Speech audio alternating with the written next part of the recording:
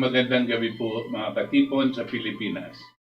Ito po ang ating katipunan. Muling sumama sa inyo mga tagapakinig upang magbigay ng mahalagang impormasyon, magbigay liwanag at higit sa lahat makinig sa inyong mga daing at kuro-kuro hinggil sa mga problemang patuloy na nagpapahirap sa ating kalagayan at kabuhayan. Sa susunod na 2 oras, sisikapin po namin ipaliwanag ang iba-ibang bahagi ng ating ekonomiya at ang mga mabibigat na local and international issues na may malaking epekto sa ating buhay at kinabukasan.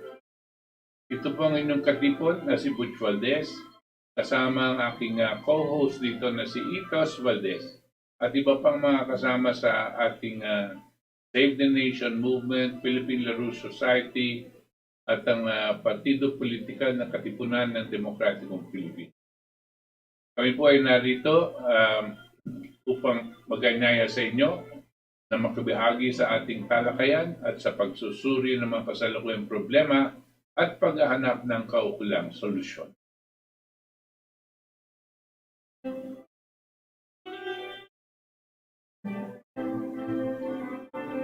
Okay. Alam niyo po, susikapin po namin i-share with you what we find to be very, very important, lalo pa itong mga nangyari dito sa mga nakaraang panahon. Only recently, about a little over a week ago, there was a conference in Davos, Switzerland, that was held. Alam niyo po yung Davos conference happens every year where all the big businesses, it's called the World Economic Forum, and the big businesses, leaders of different countries, finance ministers, and the major banks in the world and other industries attend. And there are many speeches that are made, but in the last, of course, this year, the United States, I don't think figured in it because President Trump was not there, and neither did President Biden go there. No? But in the previous at least 2 Davos meetings, last year and the year before that, President Trump was there and delivered a very impassioned speech. And in effect, to me, a very courageous speech, telling all of the people that is in control of the world economic system, in effect, because that was a group of these people, saying that he says we are not going to follow this idea of one world government. We're not going to follow all of these dictates that you have pushed using climate change as an excuse, to get people to follow your directions on how industry should be developed. Your agenda is population. We feel that this will be contrary to the population of the world. And in the next year, which was last year, 2020, he reiterated this in even stronger terms. And he said that he believes that every nation is sovereign and that every nation has a right to develop its own country the leaders of these they have a right to develop their own country in the way they see most beneficial to their own population. Yan po sinasabi niya, hindi dapat tayo nakikialam sa mga iba-ibang mga bansa kung ganito ang kanilang gustong pairalin upang mabigyan ng biyaya ang kanilang mga mamamayan. That is their right as a sovereign nation. One of the things he also committed to, and he was saying that he has done so in the previous 3-4 years of his term, is that there was not going to be any regime change for as long as he is president. No regime changes. So sabihin, hindi kami magpapasok sa mga eleksyon nyo para palitan ang liderato ninyo. For as long as he was referring to the United States. Come to think of it, ang ironic, no?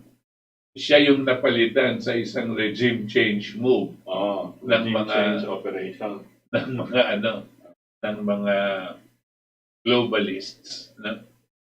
So at any rate, so this last week, because of the developments that were going on, especially the crisis that the United States faced in this major anomalous activity called elections, and the manner in which this was being done, the Smartmatic Dominion, and the big banks and Wall Street and so on and so forth, the George Soros. Nagbigay po ng speech si President Putin ng Russia dito sa Davos. There were two people that gave tremendous speeches. One was President Putin of Russia in reference to the crisis that the world has been pushed into, and the warning about the possibility of a third world war if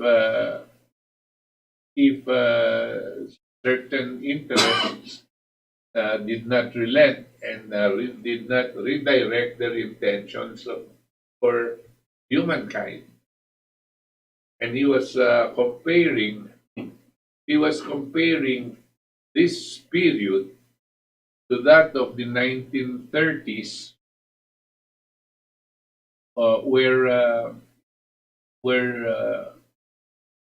which resulted eventually to a World War II, and although not exactly the same, but the kind of similarity to him was real. That if we do not correct ourselves now, as leaders of the world, we may be dragged into a third world war.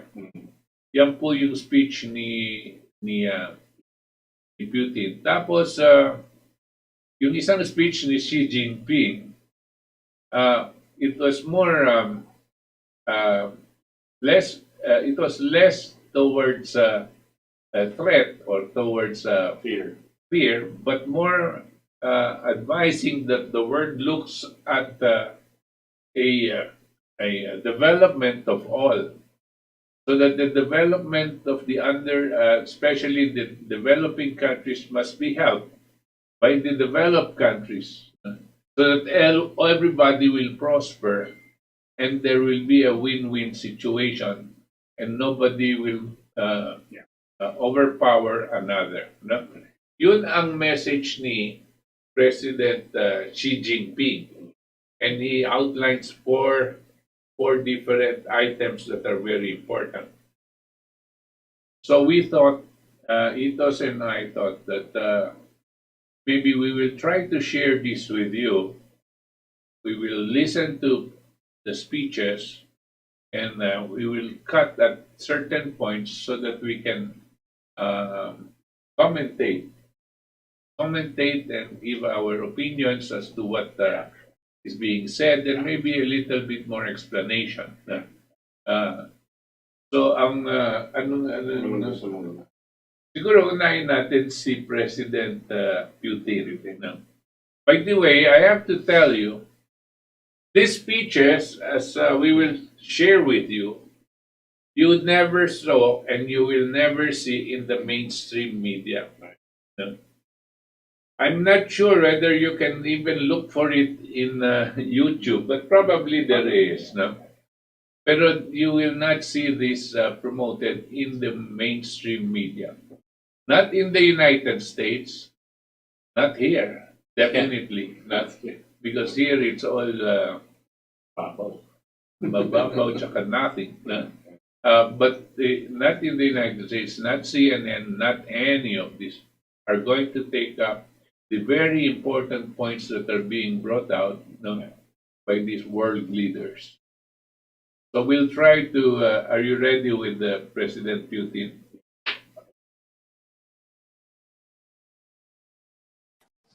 Russia is an important global power, and there's a long-standing tradition of Russia's participation in the World Economic Forum. At this moment in history, where the world has a unique and short window of opportunity to move from an age of confrontation to an age of cooperation, the ability to hear your voice, the voice of the President of the Russian Federation, is essential. Even and especially in times characterized by differences, disputes and protests, constructive and honest dialogue to address our common challenges is better than isolation and polarization. Yesterday, your phone exchange with President Biden and the agreement to extend the New START nuclear arms treaty in principle, I think, is a very promising sign in this direction. COVID-19, Mr. President, has shown our global vulnerability and interconnectivity. And like any other country, Russia will certainly also be affected, and your economic development and prospects for international cooperation, of course, is of interest to all of us. Mr. President, we are keen to hear from your perspective and from that of Russia how you see the situation developing in the third decade of the 21st century and what should be done to ensure that people everywhere find peace and prosperity. Mr. President, the world is waiting to hear from you. Спасибо. Уважаемый господин Шваб, уважаемый господин Шваб. Mr. Schwab, dear colleagues, dear Klaus, I've visited Davos many times, assisting meetings starting from the 90s. Mr. Schwab just mentioned that we met each other first back in 1992 in St. Pete.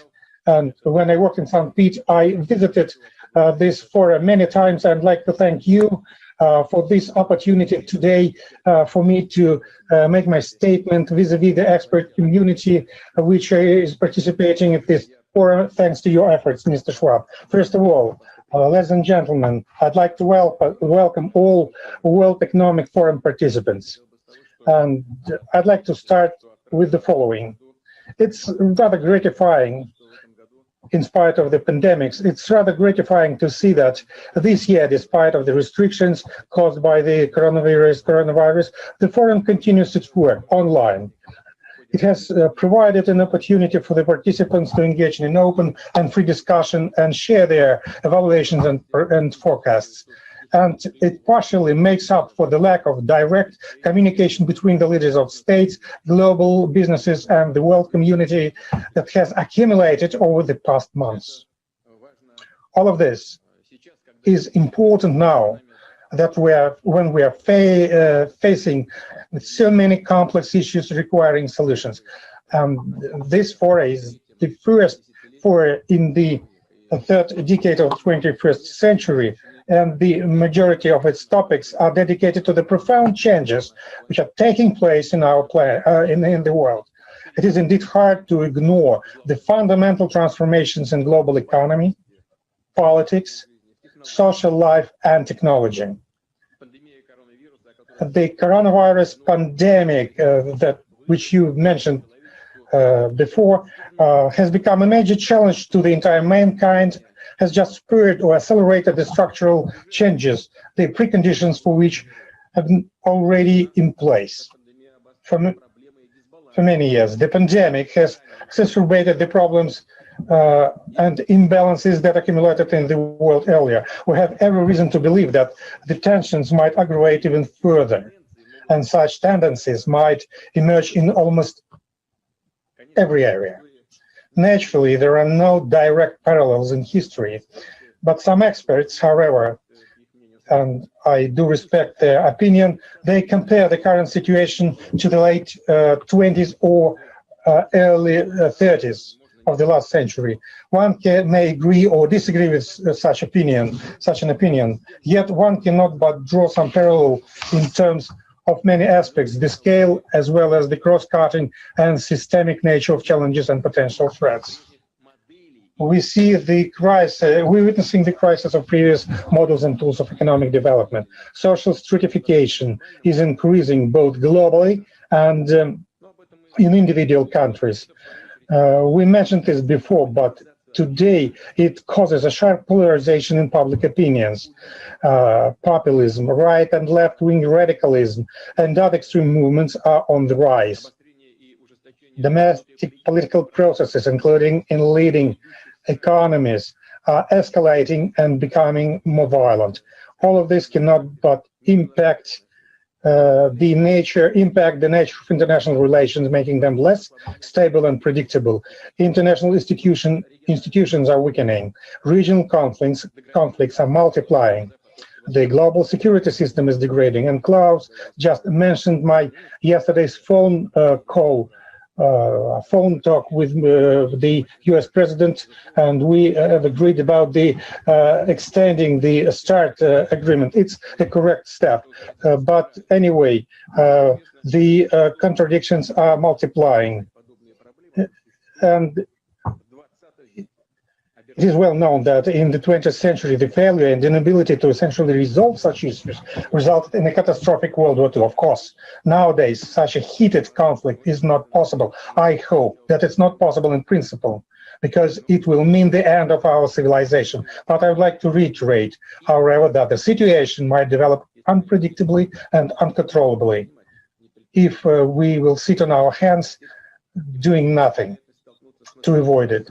And there is a possibility that we may experience an actual collapse of global development that might result in a fight of all against all. The warring parties would attempt to tackle the escalated tensions by searching for internal and external enemies. The fight would mean the destruction of not only traditional values, and we cherish these values in Russia, such as family, but also fundamental freedoms, including the right of choice and privacy. I would like to know that social crisis and the crisis of values have already caused negative demographic consequences. As a result, the humankind risks losing the entire civilizations and cultures. Our common responsibility today is to avoid such a future that resembles a grim dystopia. We need to ensure development following a different path, one that is positive, balanced, and constructive. And in this regard, I would like to elaborate on the key challenges that, in my opinion, are facing the world community today. The first of them, Okay, that present first few minutes of his speech, he refers to, of course, he says pandemic is a problem right now. He says, but the word's real problem, he says, is not the pandemic, no, but the deterioration of the socio-economic situation of the rest of the world. No? And then he talks about all the different ills that have affected society in the present days. No? But this is a result of previous years' deterioration. No? And he is saying that in order to address this, no, there must be a collaborative effort of everybody to want to correct this situation, to fix it up, to come up with solutions as to how to make sure that the people will be getting the right type of healthcare, the right type of food and jobs and everything. No? But it must be a collective effort. That's what he's saying. And we tend to look at itong pandemic as the reason why there is a crisis, and he says no. No. This has happened way before, and then I don't know if you caught on that portion when he refers to how eerily it parallels with 1930s, which was the beginning of the conditions prior to World War II. And he says if we don't do anything now he's going to come up with this proposal, you know, as to what are the points that are very important and necessary for us to consider. You know? Ito yung susunod.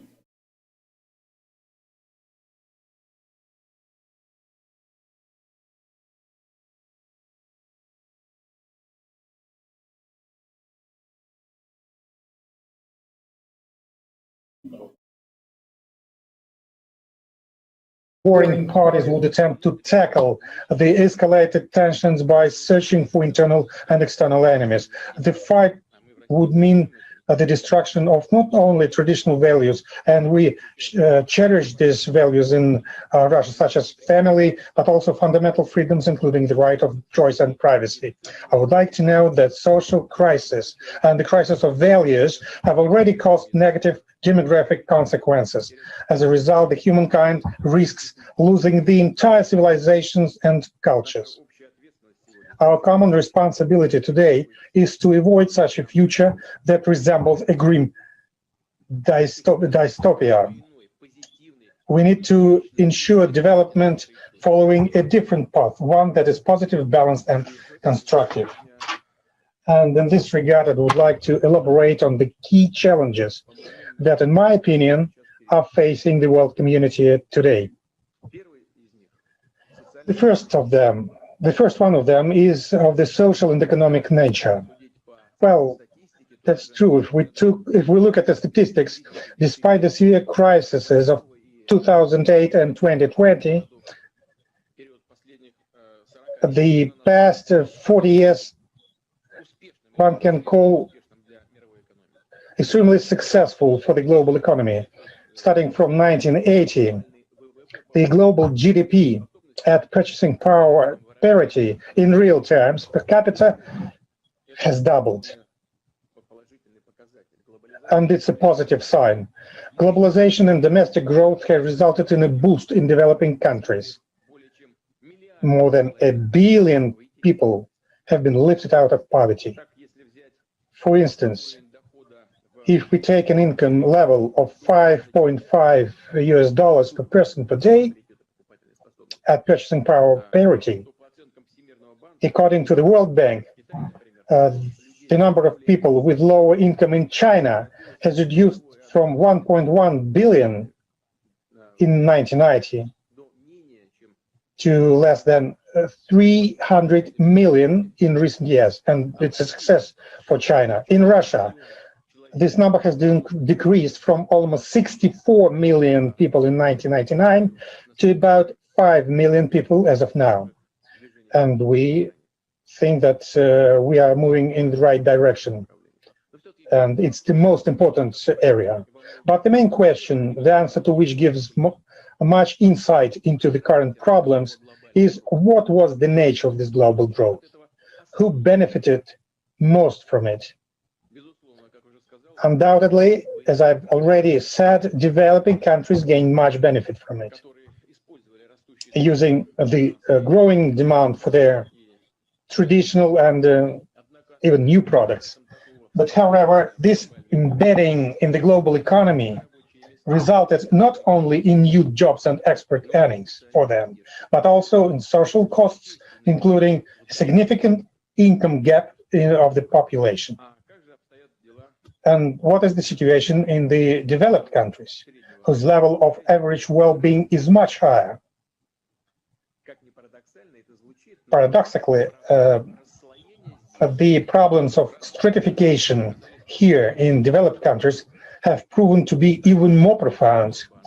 According to the World Bank estimates, while there were 3.6 million people living on less than $5.5 a day in the US in the year 2000, in 2016, this figure rose up to 5.6 million.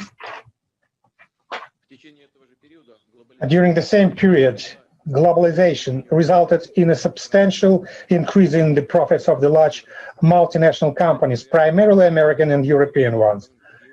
And as to the people in European countries, developed European countries, the tendency is the same like in America. But again, who gets these revenues? Talking about companies, the answer is obvious.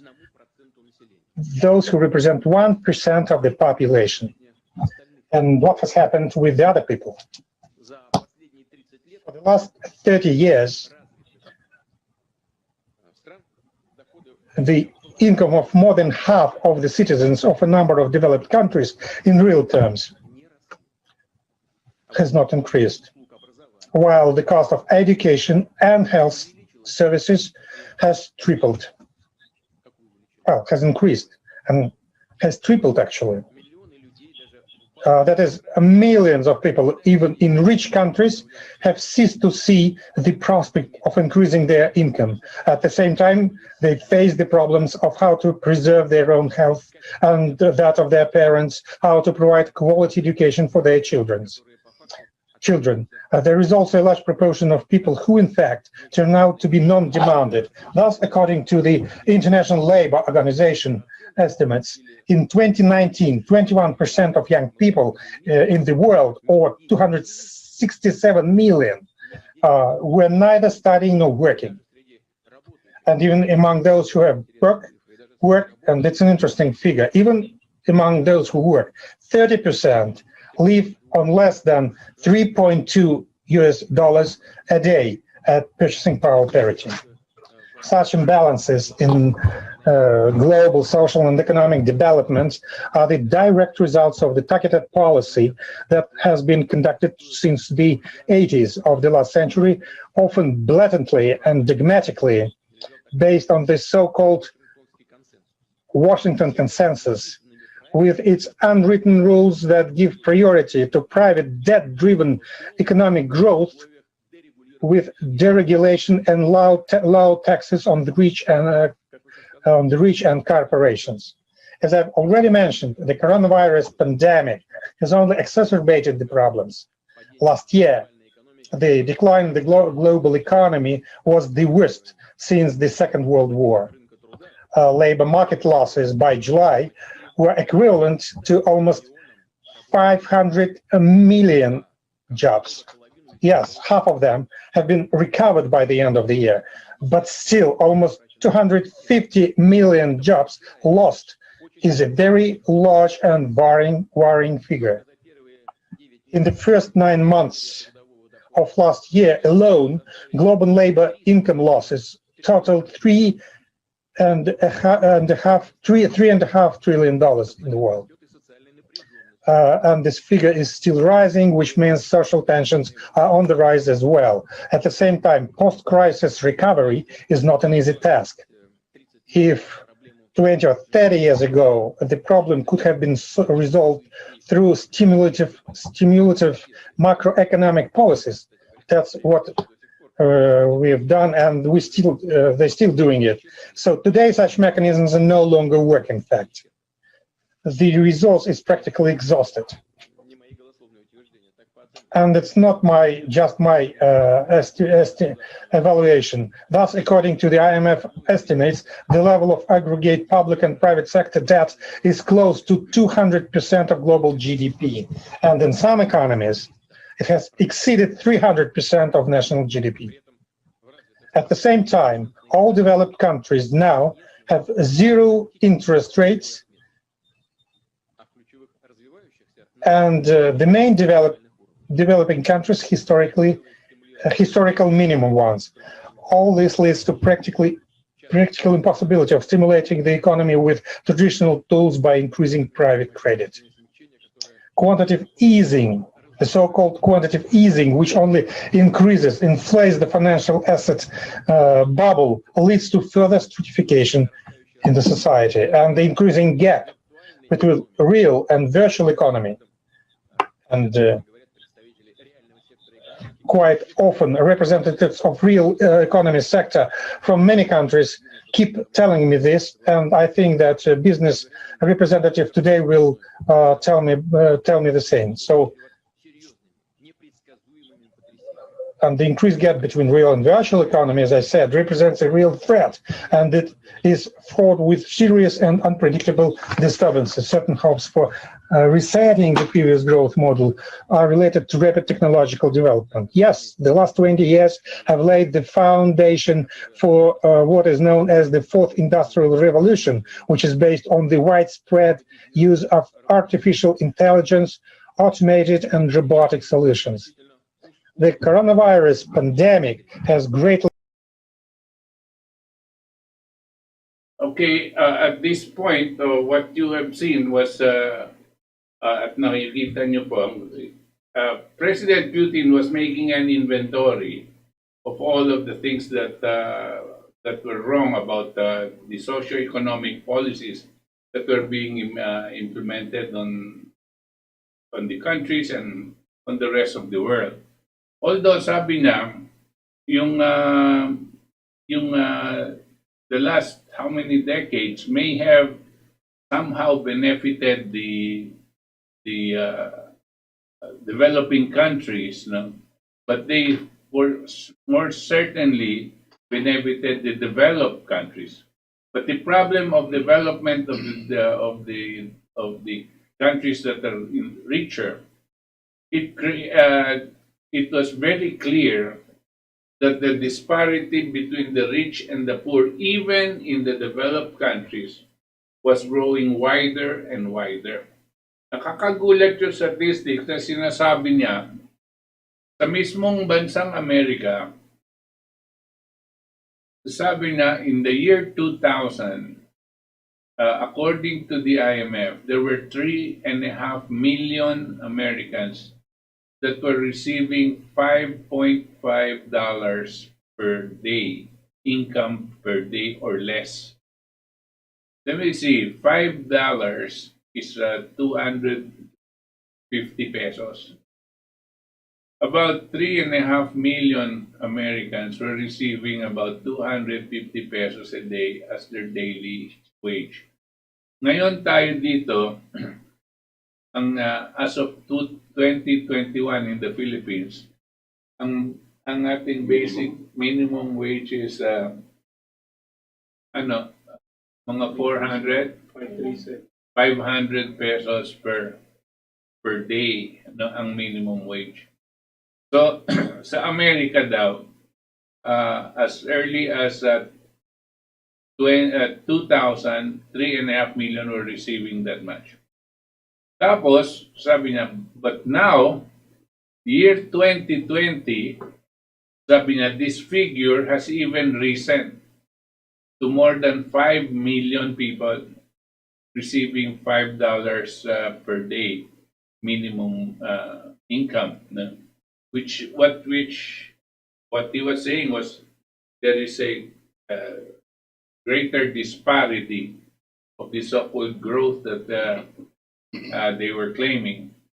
The other thing that he singled out, he says, ang mga yumayaman, yumayaman na dahil dito sa mga iba-ibang policies na economic policies that were not geared towards helping the rest of the population, but more towards enriching themselves. And then he actually referred to the deregulation policies. He was talking about etong using private debt for economic growth. Alam niyo pong ibig sabihin yan, ang umuutang sa private sector debt. Kanya po private sector debt ang sinasabi niya. Mali kasi dapat government to government sana yung mga utang. Pero ang pinipilit ng mga tao para magkaroon ng bigger GDP ay pumunta sa private sector debt. Yung private sector debt po, mas mahal, mas mahirap po bayaran. Pero kumikita po yung mga bangko ng private sector. Kung dito sa government to government sector, sabi niya, basically saying hindi ganyan kamahal. Pero etong sa pinagpumilit etong mga economical advisors na pumunta sa private sector debt, isa yon sa mga nagpapahirap. Tapos meron din tayong deregulation. No? At deregulation po hindi lang dito at kundi dun sa iba-ibang bansa as well. No? And it was creating all kinds of these problems, including unemployment. No? So this became worse and worse and worse, and it's getting worse. Bago tayo pumunta dito, sinasabi niya yung utang. Tandaan niyo yung utang na pinag-uusapan natin. Ang quantification daw ng mga economists of the world debt, yung utang ng buong mundo, is double that of the world GDP. Yung world GDP is yung kakayanan ng yung total production ng buong mundo is versus the total utang of the buong mundo. Ang sabi nila double, no? Kung yun lang, grabe na kasi hindi mo yung buong GDP ng mundo, hindi mababayaran yung utang kasi doble na yung utang.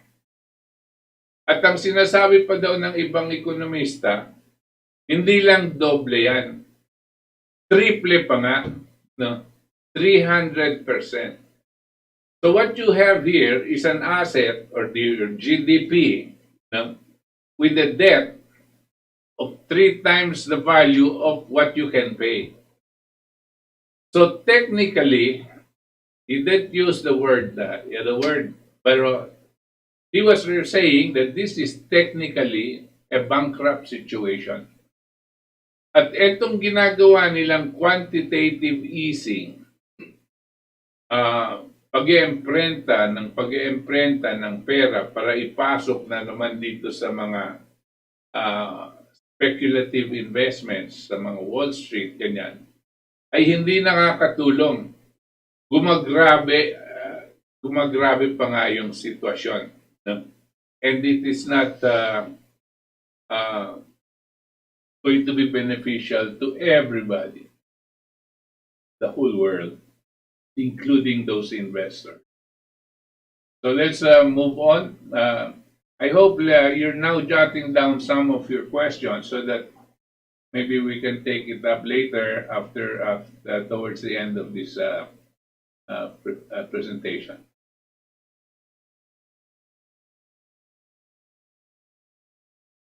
Accelerated such developments and their implementation. However, this process is also bringing about new structural changes in the labor market.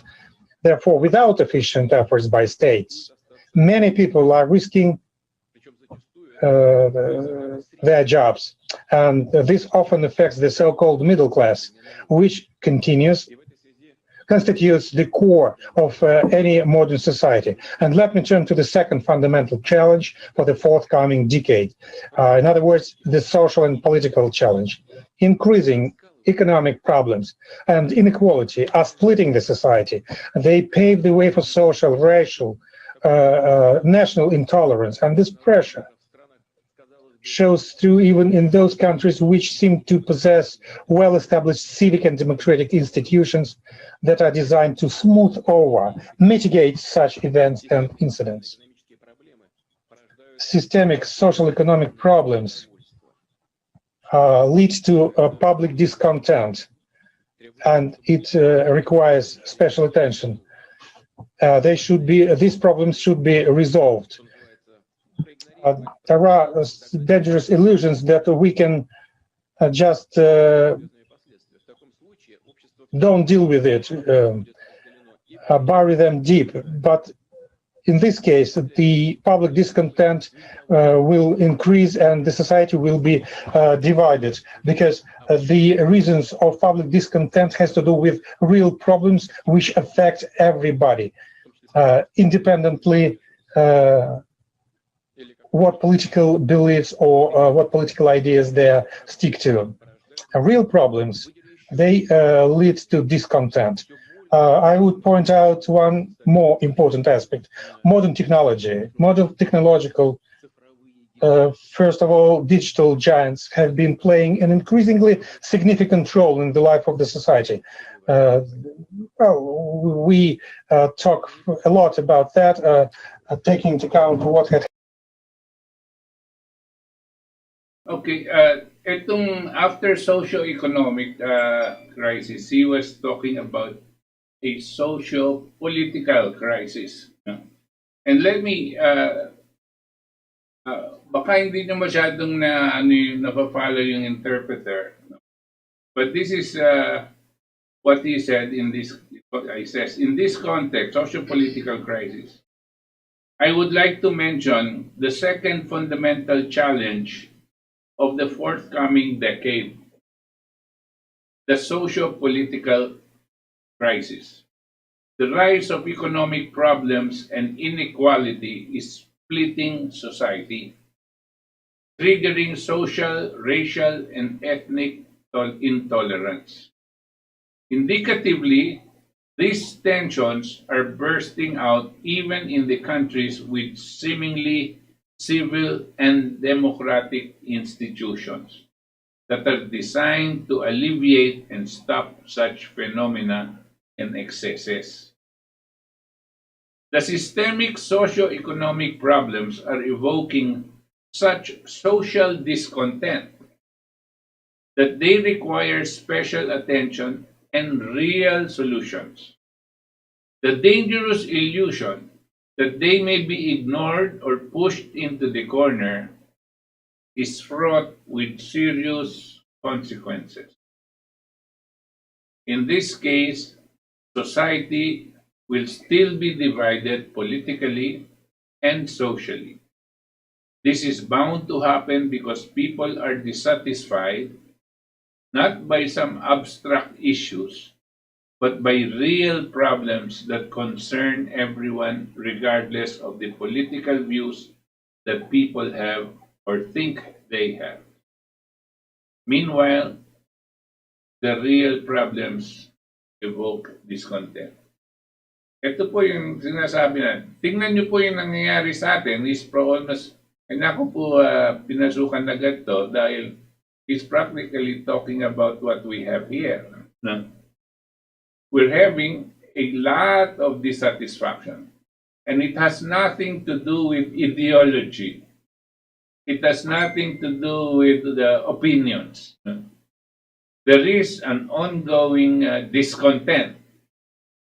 And he says, if this is not addressed, this is not corrected immediately, there will be very serious consequences. Yung po ang sinabi. Now, let's go to the next issue that he's talking about, tungkol dito sa modernization.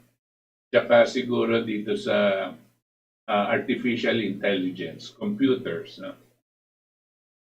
happened in the United States. And we're not talking about economic giants only. In certain areas, they are competing with states, and their audience include millions and millions of users, which using these ecosystems. They're using ecosystems, and they spend a lot of time there. And the company's monopoly position, as they can see it, is best suited for running technological and business processes. Probably it's true, but here is the question: how well does this monopolism correlate with the public interest?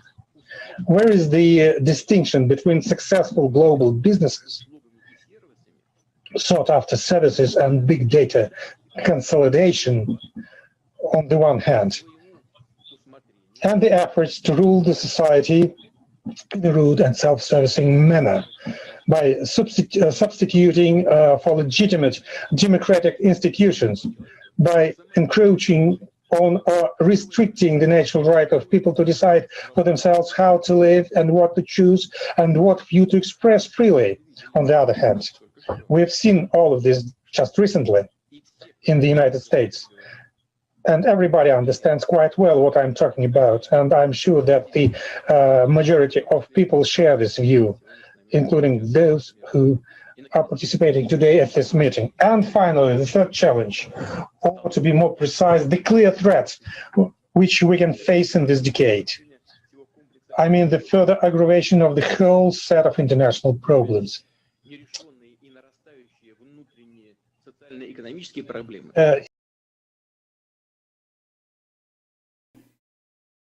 Again, let me intervene. He says, I would like to emphasize one more important point. Modern technological giants, especially digital companies, have started playing an increasing role in the life of society.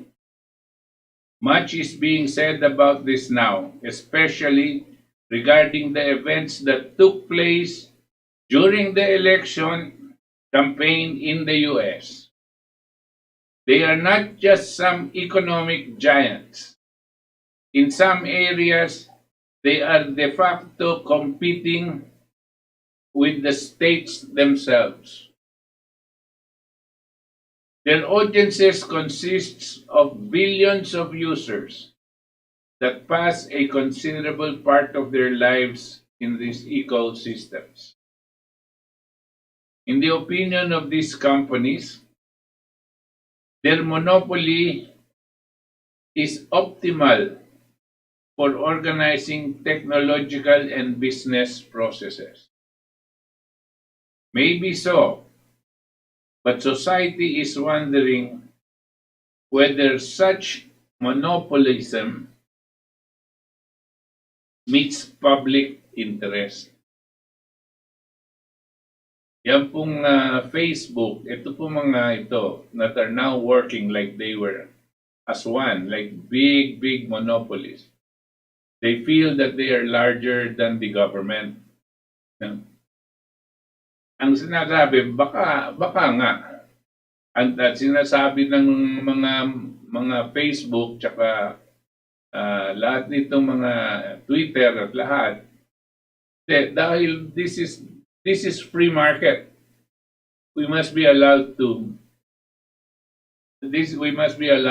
expand on the basis of our business interests.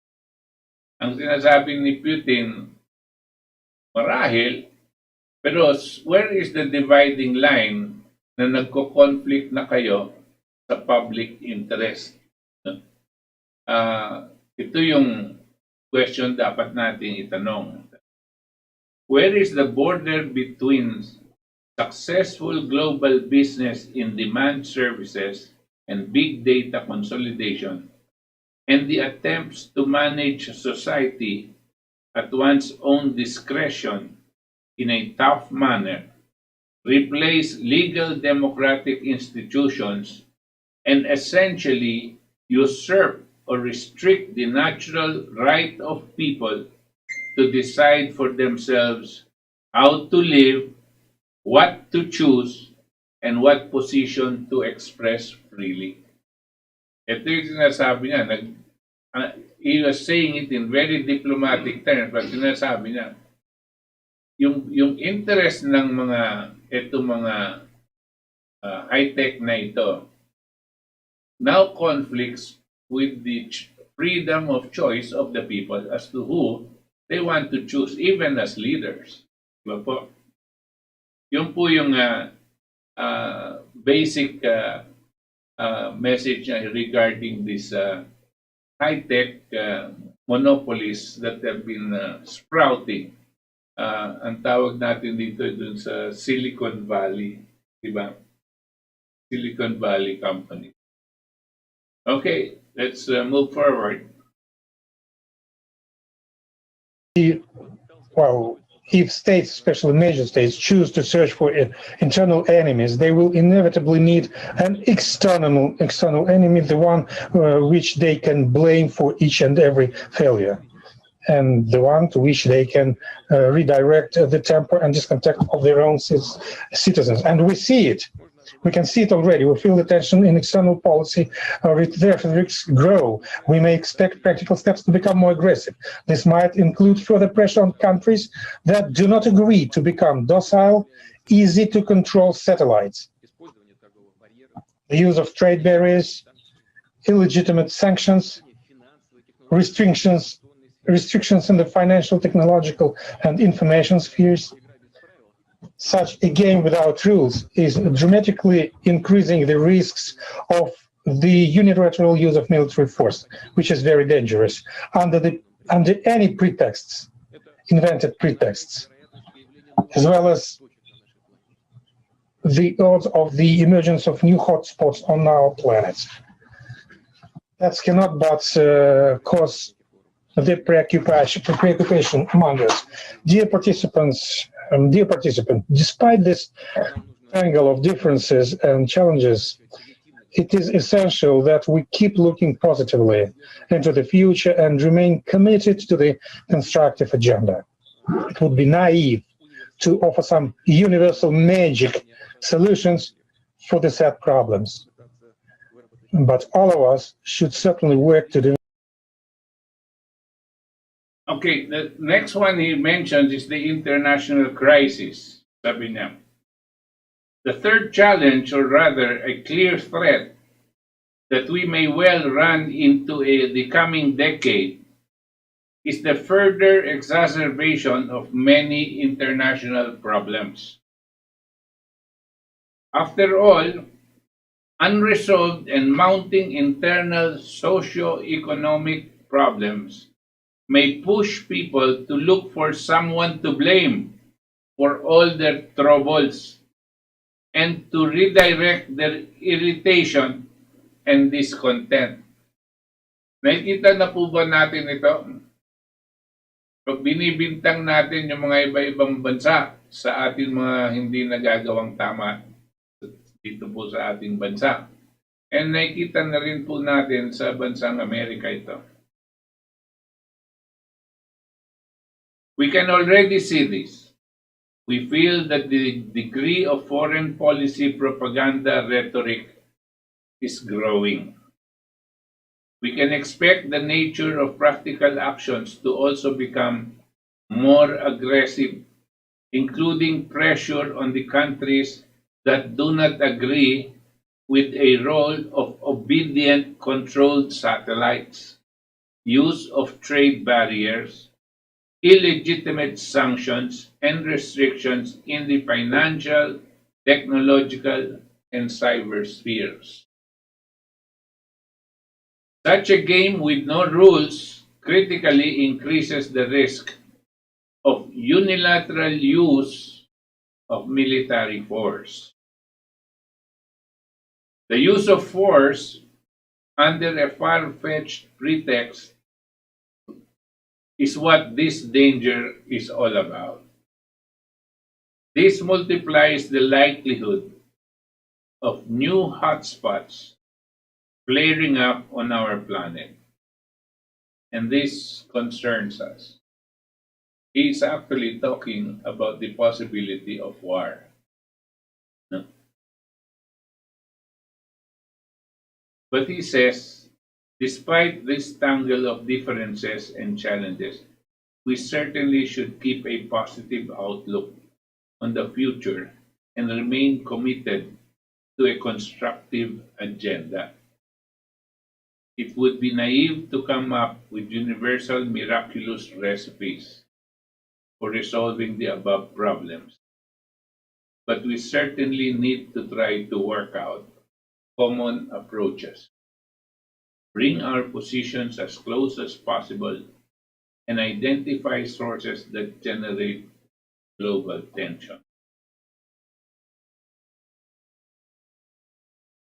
So, yan po ang, well, the basic and of course, he closes, and let me read how he closes it. Once again, I want to emphasize my thesis that accumulated socio-economic problems are the fundamental reason for unstable global growth.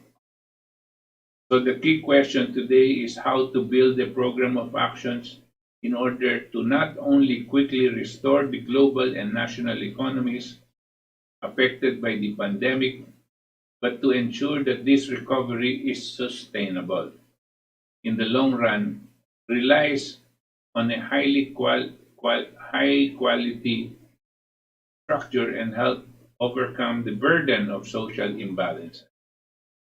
Clearly, with the above restrictions and macroeconomic policy in mind, economic growth will largely rely on fiscal incentives, with state budgets and central banks playing the key role.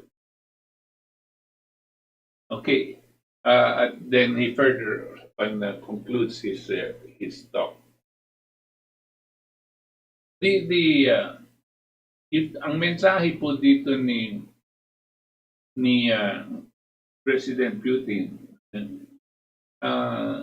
is pretty clear, diba? Diba, Itash? What do you think?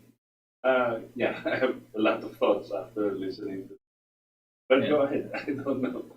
I think he knows that the World Economic Forum has different agenda. Mm. Then collaborative growth. Just now, ang pinupush ko nila is yung ilang green economy, which he criticized. And he was pushing back against. Historically, ganun naman si Russia. But just recently, just today, 100 economists proposed debt cancellation for all countries daw. Pero in return, in exchange for the amount of canceled debt will go to building up the green economy in their country. Yan ang isa sa mga gagawin nila yata sa Great Reset, di ba? Yeah. Pero ito yung mga proposals later on, but what we're talking about si Putin, what he's saying is anything that comes out, there will be disagreements because we are all of different culture and different concerns and different socio-economic problems. But what's important is that we got to discuss this and look for not the differences, but look for common solutions and what is common and what can help each other's peoples. But he warns against those that will want to impose their will on others. Because if you impose your will, this is the way it should be in your country, then it's going to be a cause for problems and conflict. Basically, he is warning against that, and you can see that this is happening already. Yan po yung mensahe na. And the reason we presented this today is that we're sure that this is not going to be made a subject of discussion by different mainstream media outlets. I doubt whether you will see a discussion of sorts in even in the YouTube or in the Facebook about all of this. It might be there in the YouTube for you to listen to, no? But that's it. What is happening? The other thing is, do we have very quickly? We might be able to go to Xi Jinping. Yeah, we have Xi Jinping. We have President Xi Jinping, who was also a speaker. As you can see via Zoom, parang ganyan sila. Pero he was also a speaker in the World Economic Forum. Ito po si President Xi Jinping, as you will see later on. He will be talking about the need for development, the need for a win-win situation where the less developed can be helped by the developed countries, no? And the need for common projects, all economic, so that there will be an effect on all populations, beneficial to all populations. Yan po ang direksyon ni President Xi Jinping. And let's hear him. Distinguished heads of state and government, Your Excellencies, dear partners and members of the World Economic Forum, dear participants and friends, a very warm welcome to all of you to the opening of the Davos Agenda Week.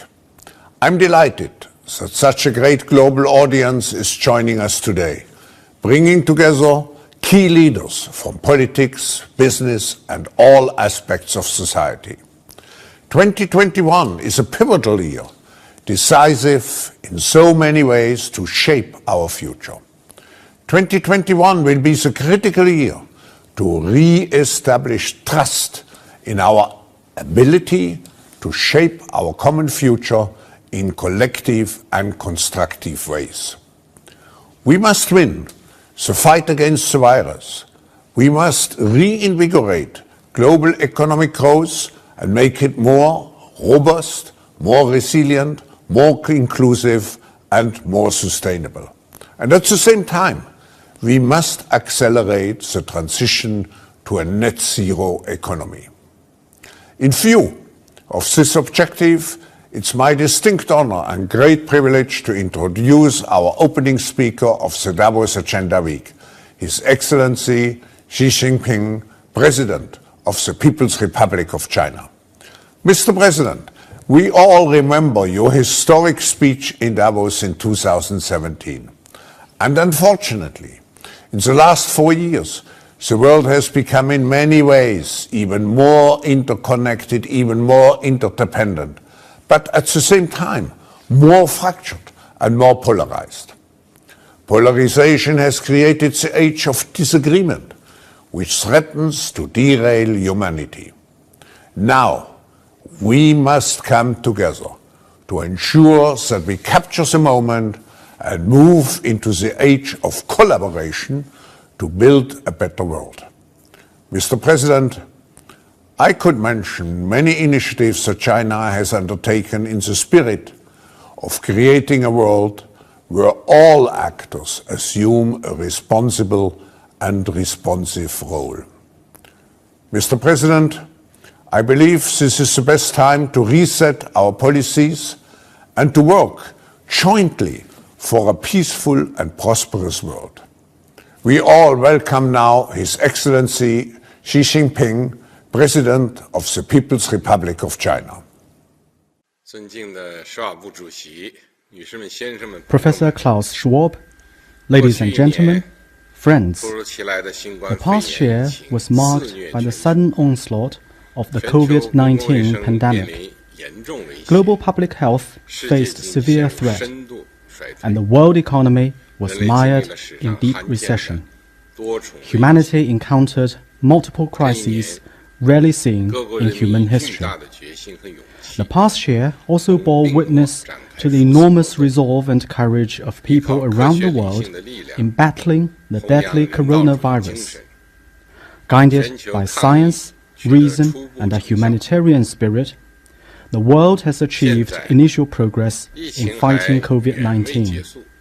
That said, The pandemic is far from over. The recent resurgence in COVID cases reminds us that we must carry on the fight. Yet we remain convinced that winter cannot stop the arrival of spring, and darkness can never shroud the light of dawn.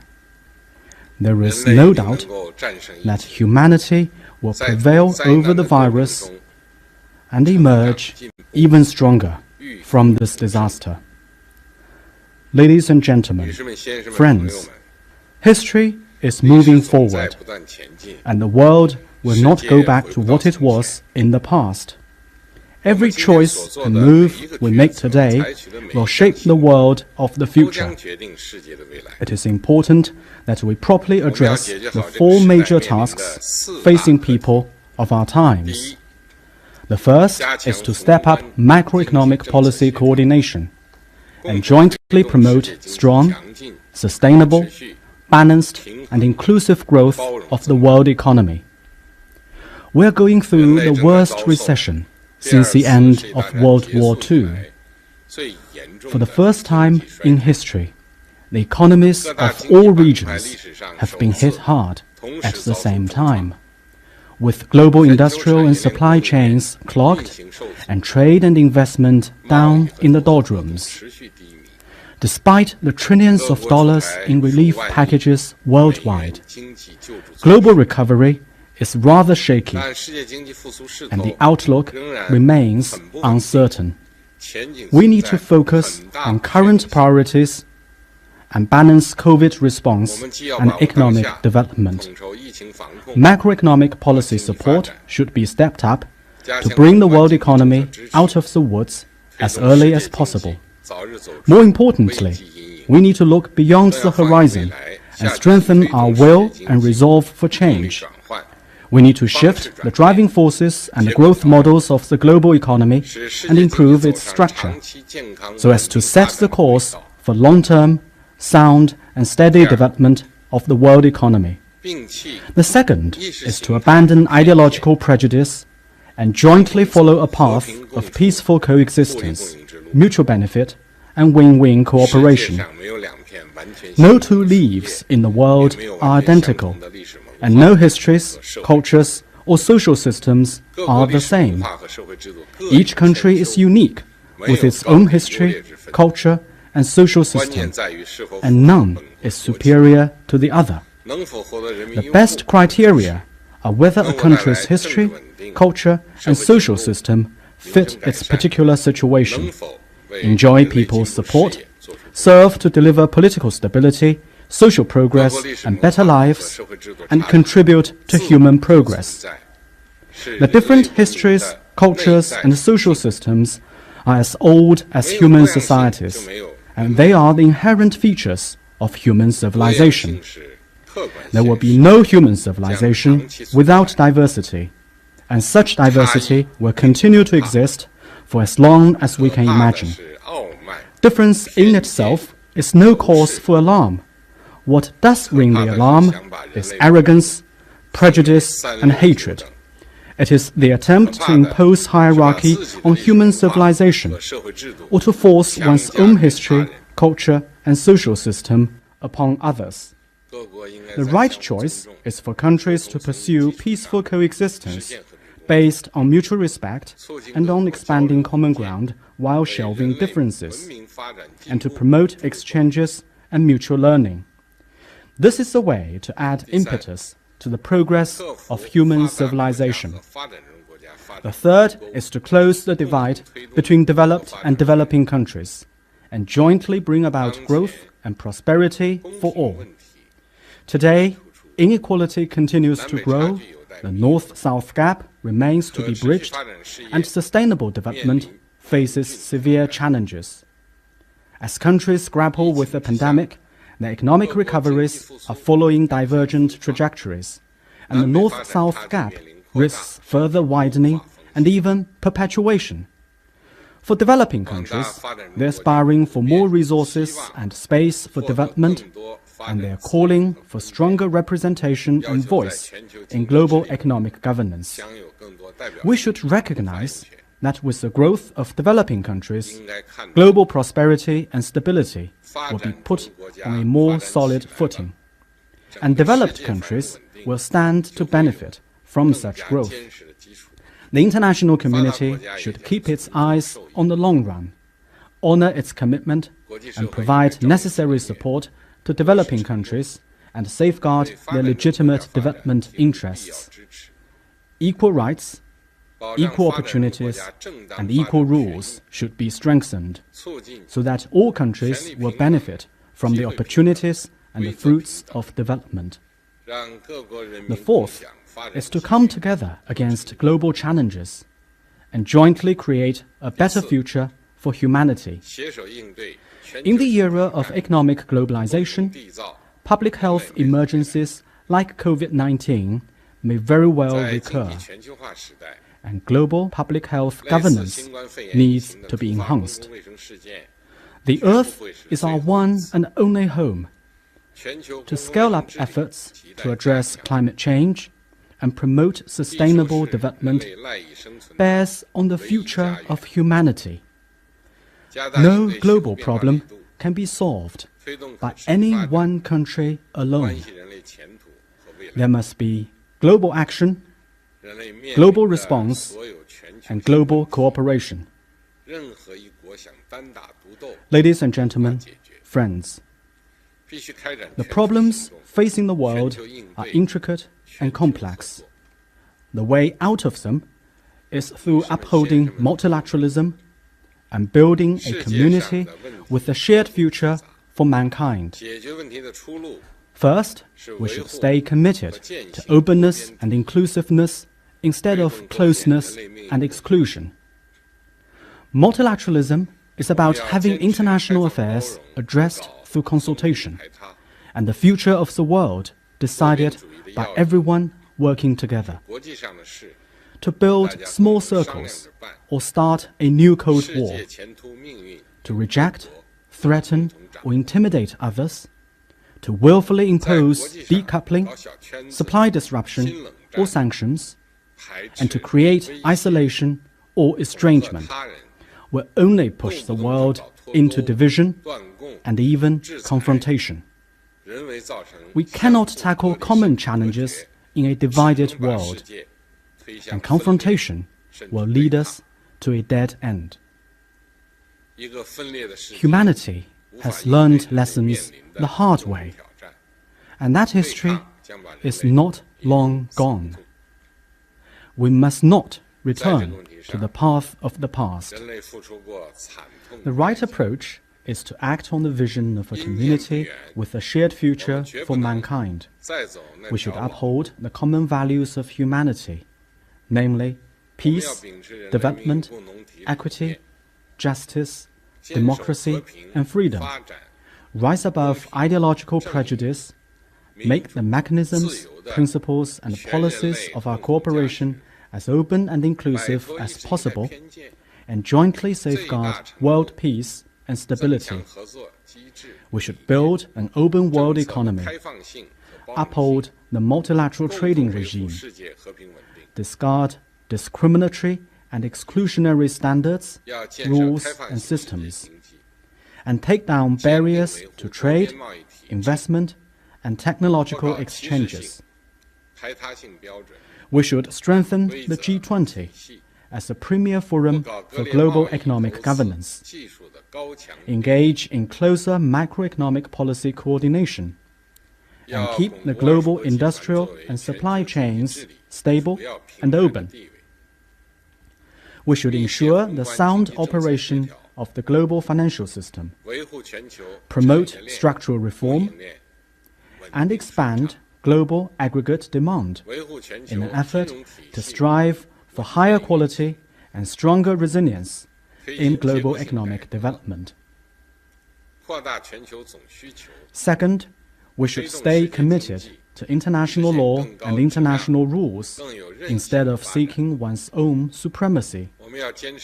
Ancient Chinese believed that the law is the very foundation of governance.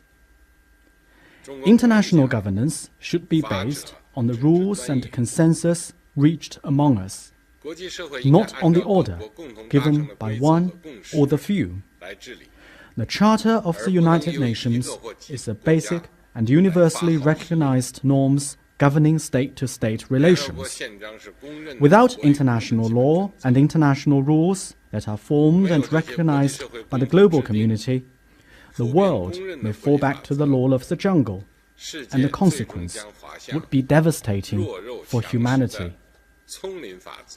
We need to be resolute in championing the international rule of law and steadfast in our resolve to safeguard the international system centered around the UN and the international order based on international law.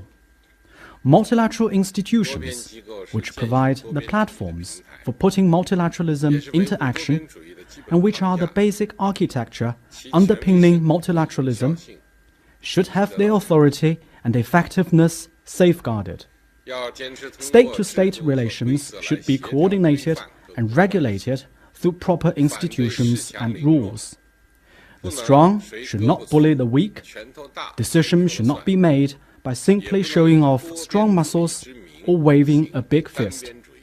Multilateralism should not be used as pretext for acts of unilateralism. Principles should be preserved, and rules once made should be followed by all. Selective multilateralism should not be our option. Third, we should stay committed to consultation and cooperation instead of conflict and confrontation. Differences in history, culture, and social system should not be an excuse for antagonism or confrontation, but rather an incentive for cooperation. We should respect and accommodate differences, avoid meddling in other countries' internal affairs, and resolve disagreements through consultation and dialogue. History and reality have made it clear time and again that the misguided approach of antagonism and confrontation, be it in the form of Cold War, Hot War, Trade War, or Tech War, would eventually hurt all countries' interests and undermine everyone's well-being. We should reject the outdated Cold War and zero-sum game mentality, adhere to mutual respect and accommodation, and enhance political trust through strategic communication. It is important that we stick to the cooperation concept based on mutual benefit, say no to narrow-minded, selfish, beggar-thy-neighbor policies, and stop unilateral practice of keeping advantages in development all to oneself. Equal rights to development should be guaranteed for all countries to promote common development and prosperity. We should advocate fair competition, like competing with each other for excellence in a racing field, not beating each other on a wrestling arena. Fourth, we should stay committed to keeping up with the times instead of rejecting change. The world is undergoing changes unseen in a century, and now is the time for major development and major transformation. To uphold multilateralism in the 21st century, we should promote its fine tradition, take on new perspectives, and look to the future. We need to stand by the core values and basic principles of multilateralism. We also need to adapt to the changing international landscape and respond to global challenges as they arise. We need to reform and improve the global governance system on the basis of extensive consultation and consensus building. We need to give full play to the role of the World Health Organization in building a global community of health for all. We need to advance reform of the World Trade Organization and the international financial and monetary system in a way that boosts global economic growth and protects the development rights, interests, and opportunities of developing countries.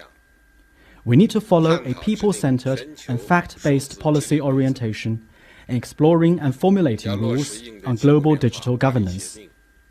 We need to deliver on the Paris Agreement on climate change and promote green development. We need to give continued priority to development, implement the 2030 Agenda for Sustainable Development, and make sure that all countries, especially developing ones, share in the fruits of global development. Ladies and gentlemen, friends, after decades of strenuous efforts by the Chinese people, China is on course to finish building a moderately prosperous society in all respects. We have made historic gains in ending extreme poverty and have embarked on a new journey toward fully building a modern socialist country.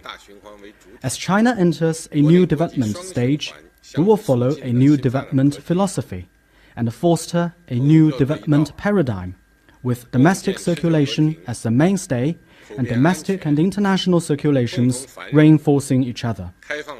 China will work with other countries to build an open, inclusive, clean and beautiful world that enjoys lasting peace, universal security and common prosperity. China will continue to take an active part in international cooperation on COVID-19. Containing the coronavirus is the most pressing task for the international community. This is because people and their lives must always be put before anything else. It is also what it takes to stabilize and revive the economy.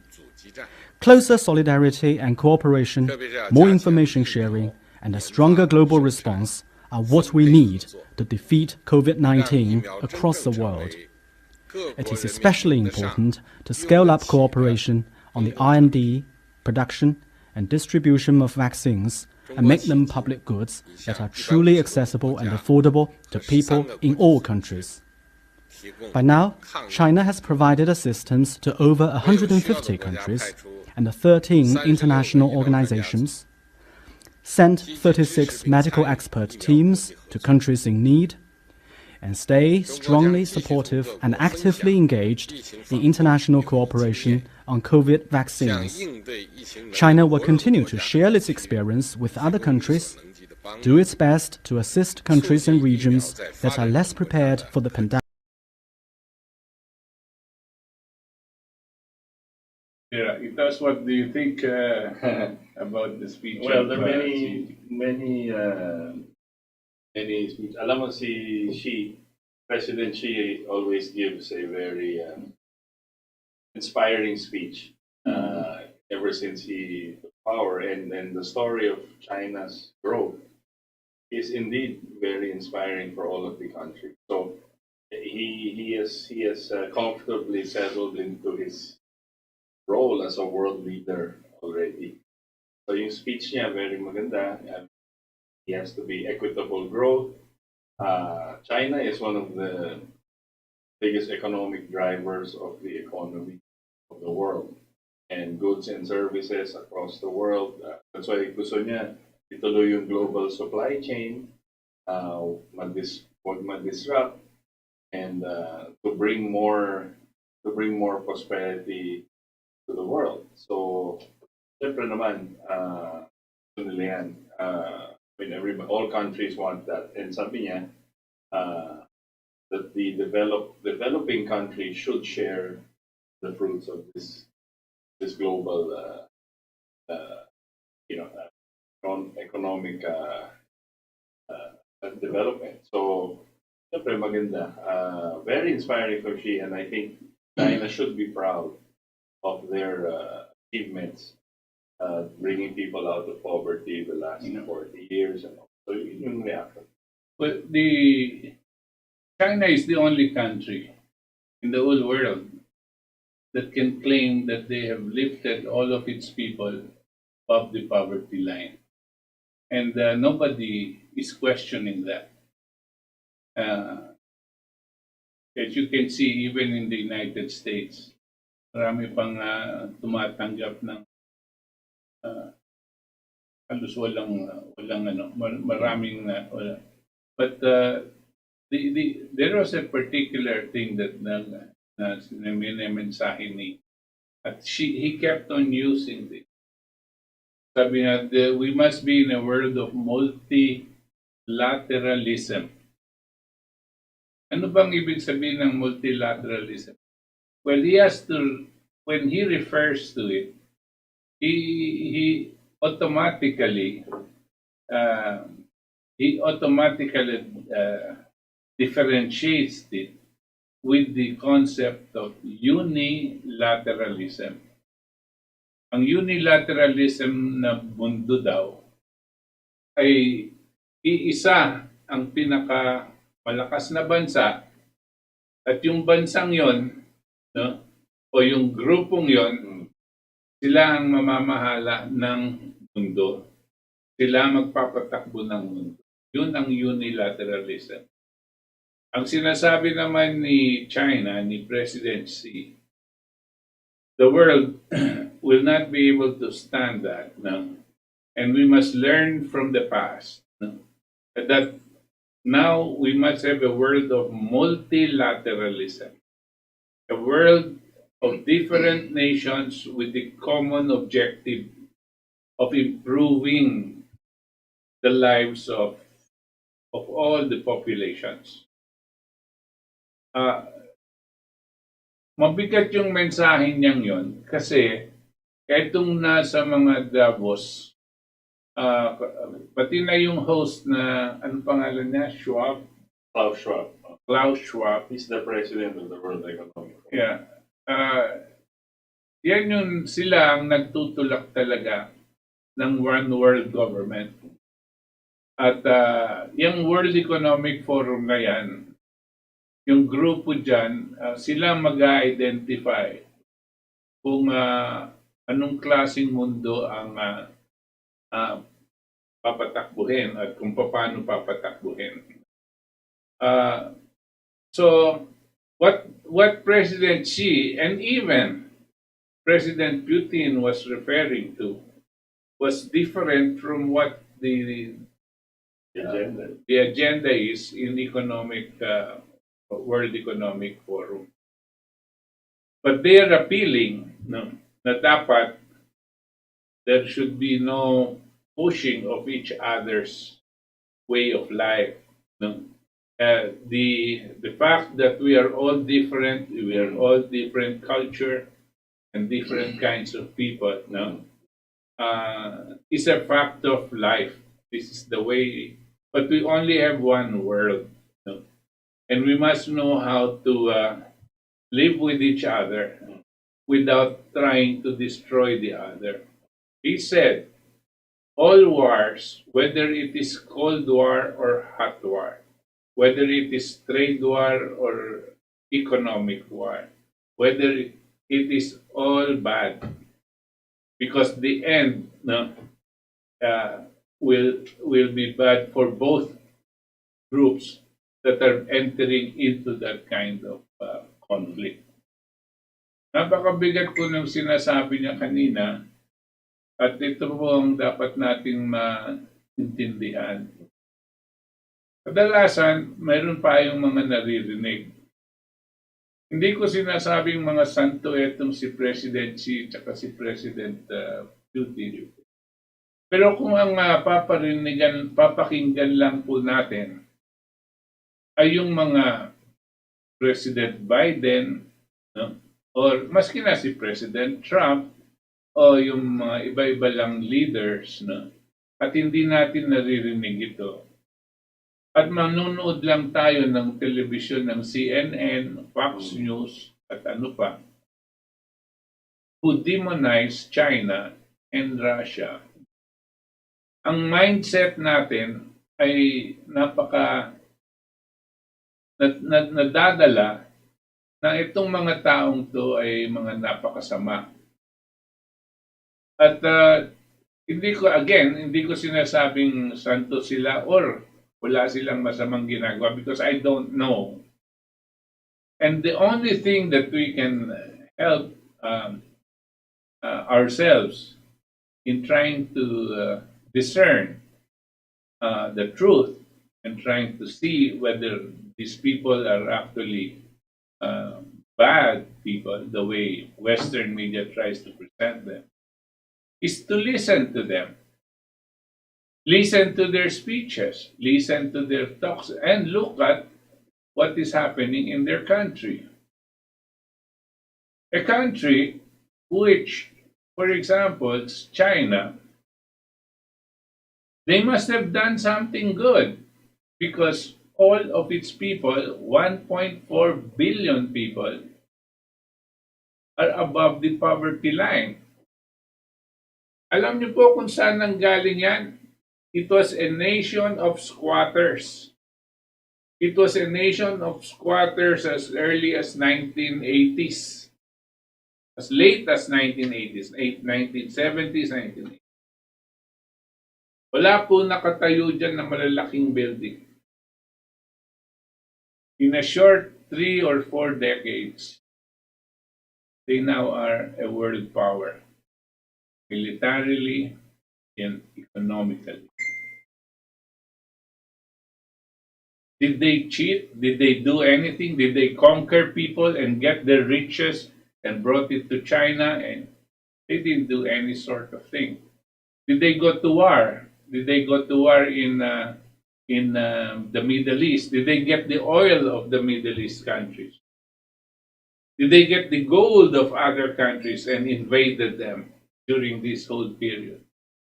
They didn't do any such thing. Whatever resources they had, despite the fact that for a good number of years in that 40-year development program, for at least 20 years, they had to make do with their own natural resources. And then they gradually opened up to the rest of the world. And the rest of the world saw that they had 1 billion people. And both America and European companies wanted to invest in China to be able to sell them Coca-Cola, McDonald's, and other things to take advantage of 1 billion people market.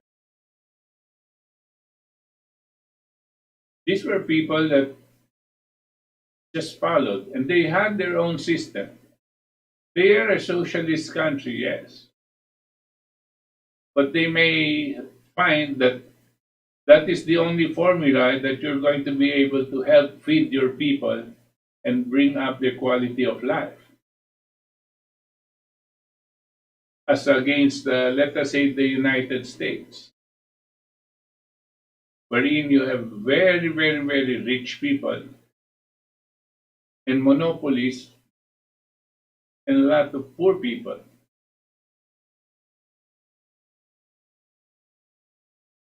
You see, there is this changes that we must, differences that we must appreciate. But if the objective is for the development of all populations, for the improvement of the quality of life of every single human being on this planet, if that was the main objective of all of these countries that got together, then what they're saying is we can do it. The only person that I heard something similar in terms of direction and quality is Donald Trump. He had the same vision, he had the same direction. He does not like wars. And he was hoping that this thing is going to go. Now, he was working with China until somebody told him that the COVID-19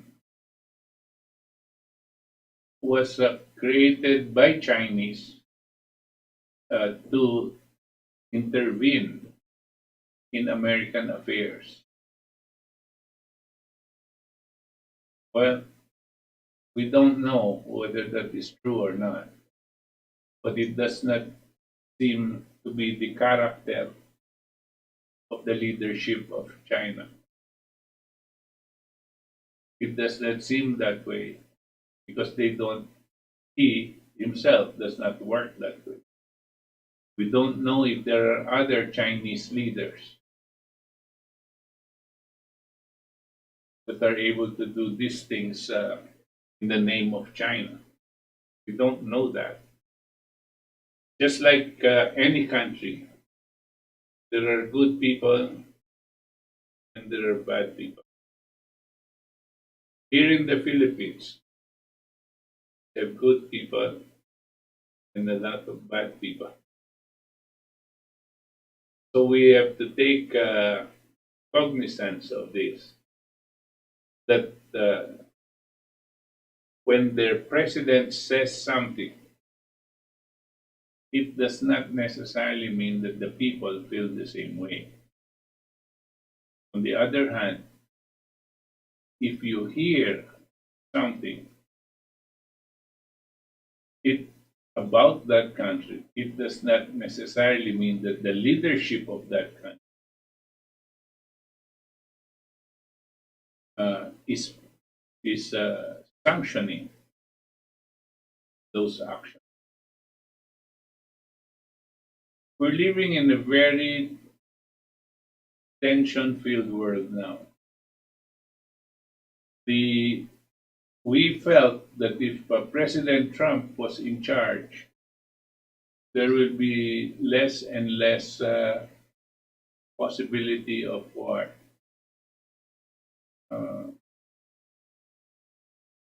And Itos and I, for the past, how many months, Itos? 6 months, maybe 6 or 7 months. We were following the developments in the United States because it was critical to the whole world. Now, so far, we see somebody else taking over in the United States. And as we predicted, certain moves were already being made, probably to bring us closer to world conflict.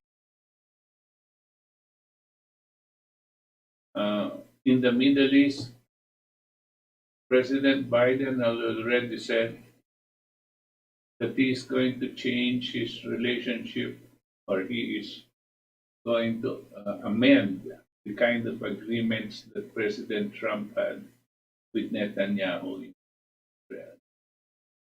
Remember the moves that Trump had done in the Middle East was to stop the wars. We are now seeing the possibility of President Biden moving to start the wars again in the Middle East.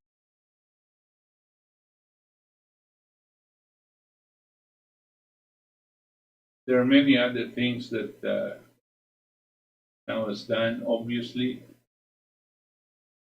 he had given the order for the aircraft carrier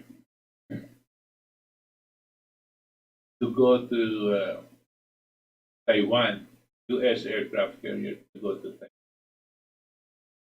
and station itself there, something which the communist China has considered to be a threat. Because Taiwan, from the viewpoint of China, is still China. It will eventually be following China. But the US is arming Taiwan and using it as a military base against China. So we're going to be moving closer and closer to this conflict. If we do not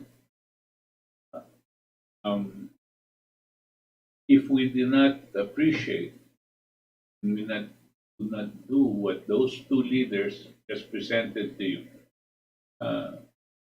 he said basically they're saying the way to get out of this conflict, the way to get out of the possibility of war is development. Development. And we look for areas for development so that all countries are going to be benefited by it. we go into a win-win situation. We should not go into trade wars. We should not go into economic war. We should change policies so that the whole world is going to benefit. All the suggestions of these two leaders was towards that, but no action and no direction is coming from the present administration in the U.S. that moves towards that.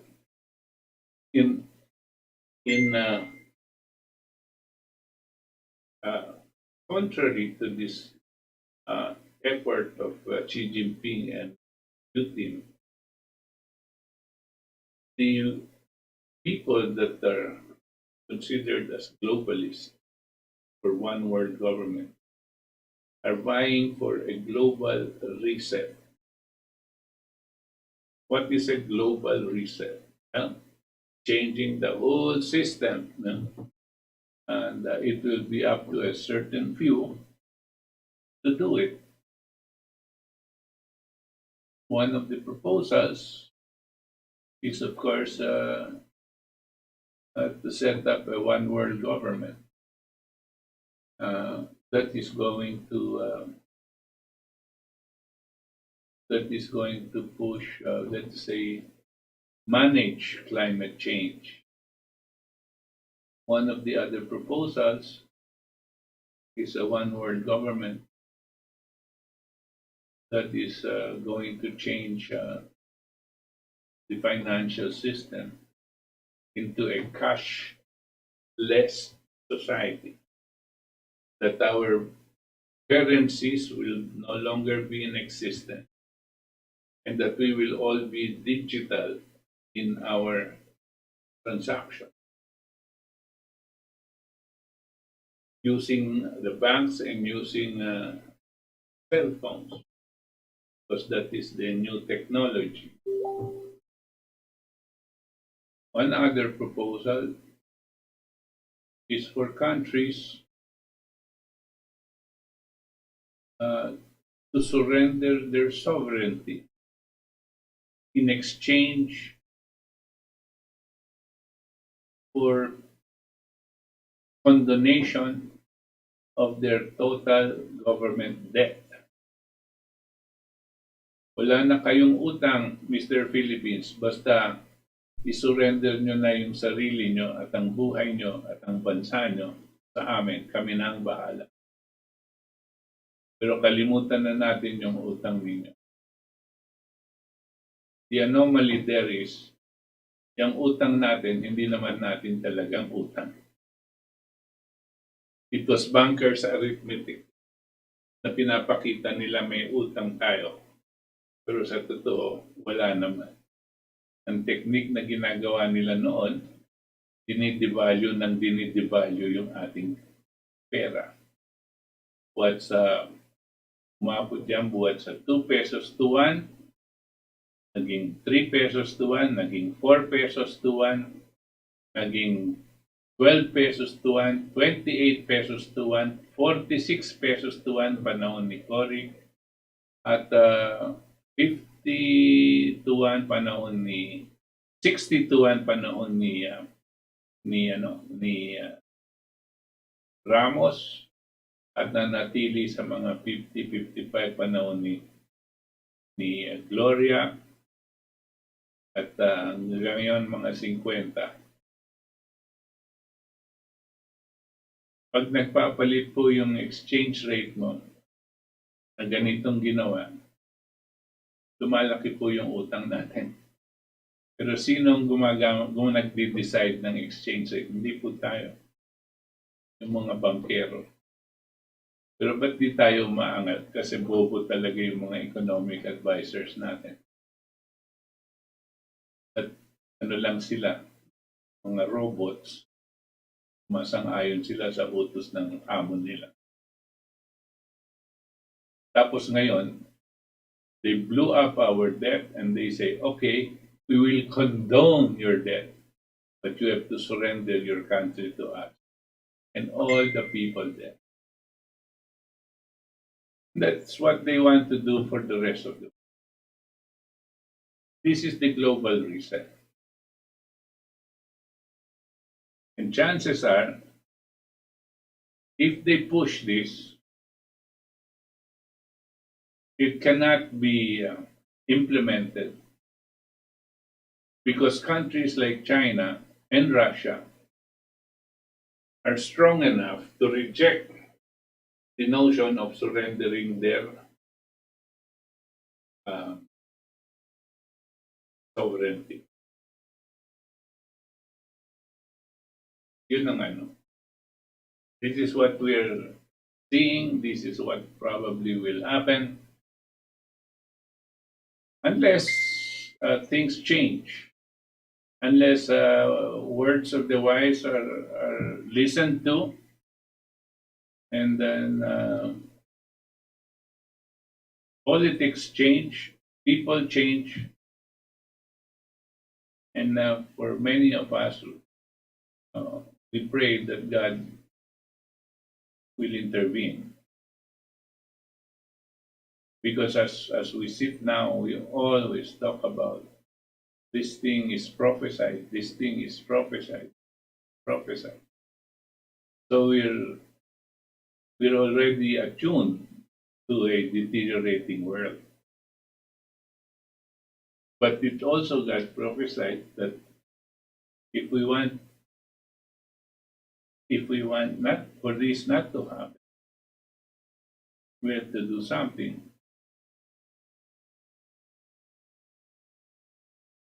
And we have to be spiritual about it. Okay. Would you like to add anything? No. That's enough. That's good. That's good. We can read the comments now. Marami yata tayong comments. BJ JV, good eve. Pitos S. Puerta, Congreso Senior. Magandang gabi po sa inyong mga sir. Ako pa ay laging nakikinig at nanonood sa inyo. Ana Stella Watson. Good day, sir. Yes, I do believe military alliance all over the world is active. Example, Myanmar, who is the most pedophile crime in the world. Great awakening is coming after the deluge. Communist Party of China, U.S. cabal, in DC, Xi Jinping at Chinese. Communist Party of China is tentacles of Bao. The family. Glorious Rodriguez Siebert. Guten Abend, Sir Butch, Saritos, done sharing and watching from Germany. Thank you. Angelo Redaha. Good evening po, Sir Butch, watching from Malolos, Bulacan. Maligayang buwan sa mga puso, ka-RMN at ka-XL. Stay safe, Sir Butch Valdes, ka-RMN at ka-XL. God bless. Ramiro says Ramiro, good evening. What is the real update in the U.S. situation now? We don't believe the fake news of CNN and other mainstream media. Let's deal a little bit on this, Ramiro says. And madalas nag-uusap kami ni Itos. At tinatanong ko, mga certain questions that we have in our minds, no? Open, di natin alam ang sagot. Sabi ko, mag-iisang buwan ng presidente si Biden sa bansang Amerika. Ni isang beses hindi ko po siya nakitang pumapasok sa Air Force One, yung eroplano ng presidente ng Amerika. Normally, makikita niyo po siya kung may pupuntahan po siya, maski na within America lang, within the US lang, gumagamit po siya ng ganyan no?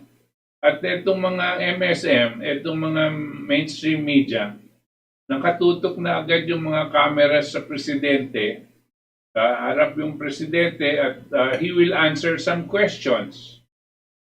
Hanggang ngayon po wala akong nakikitang ganyan, nakakapagtaka. Pangalawang issue, Parang hanggang ngayon, yung mga militar, may mga 20,000 soldiers na pumapaligid sa Washington DC at dito sa White House. No? About 20,000 of them. No? Again, hindi natin alam kung bakit pa meron doon, para siyang garrison. Yung White House po, iba yon doon sa Capitol, yung lugar ng mga kongresista. Bakit po merong ganyan?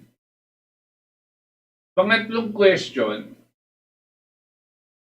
saan yung mga importanteng tao na iniintay natin na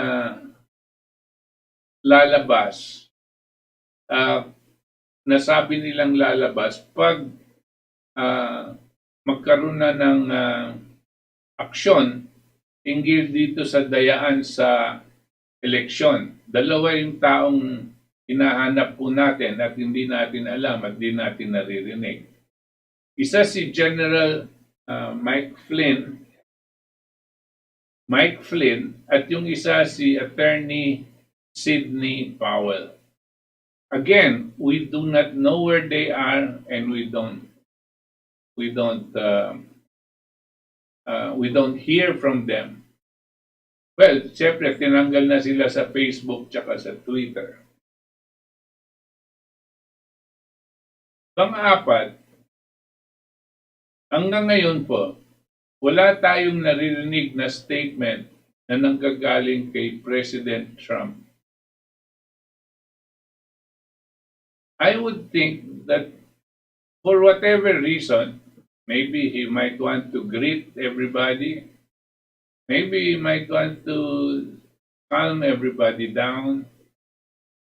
And he might want to say, don't worry, we will see each other again or something like that. I just need some rest or something. No statement whatsoever in public. Meron siya mga kaibigan na pumupunta doon, ilan lang, mga 2 or 3 people that had gone to see him sa Mar-a-Lago, sa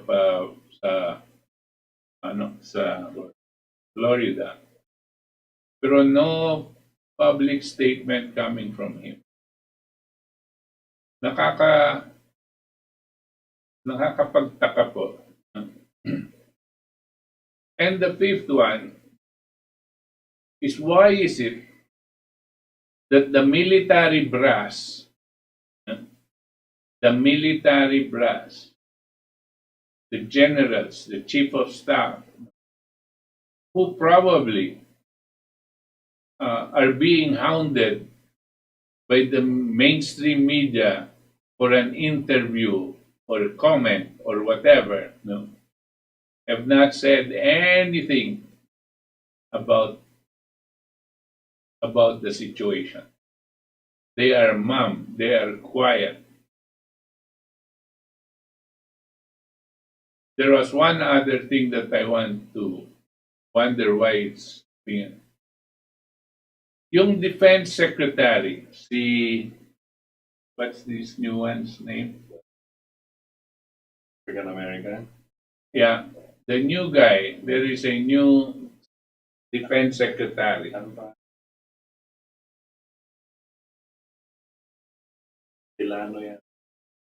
Anyway, he gave the order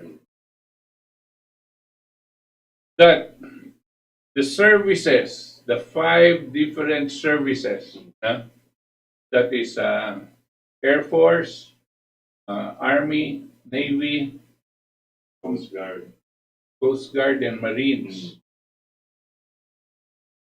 will be on stand down one at a time. And this never happened before.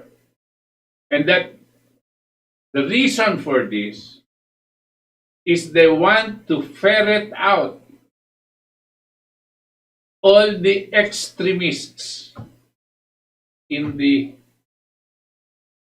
extremists in the services. by definition, no one wants to define the extremists, but everybody knows that what the new Secretary of Defense means is to ferret out all of the Trump supporters, and he calls them extremists. I don't know if this is already being done, but he ordered this to be done. So, in answer to Ramiro says,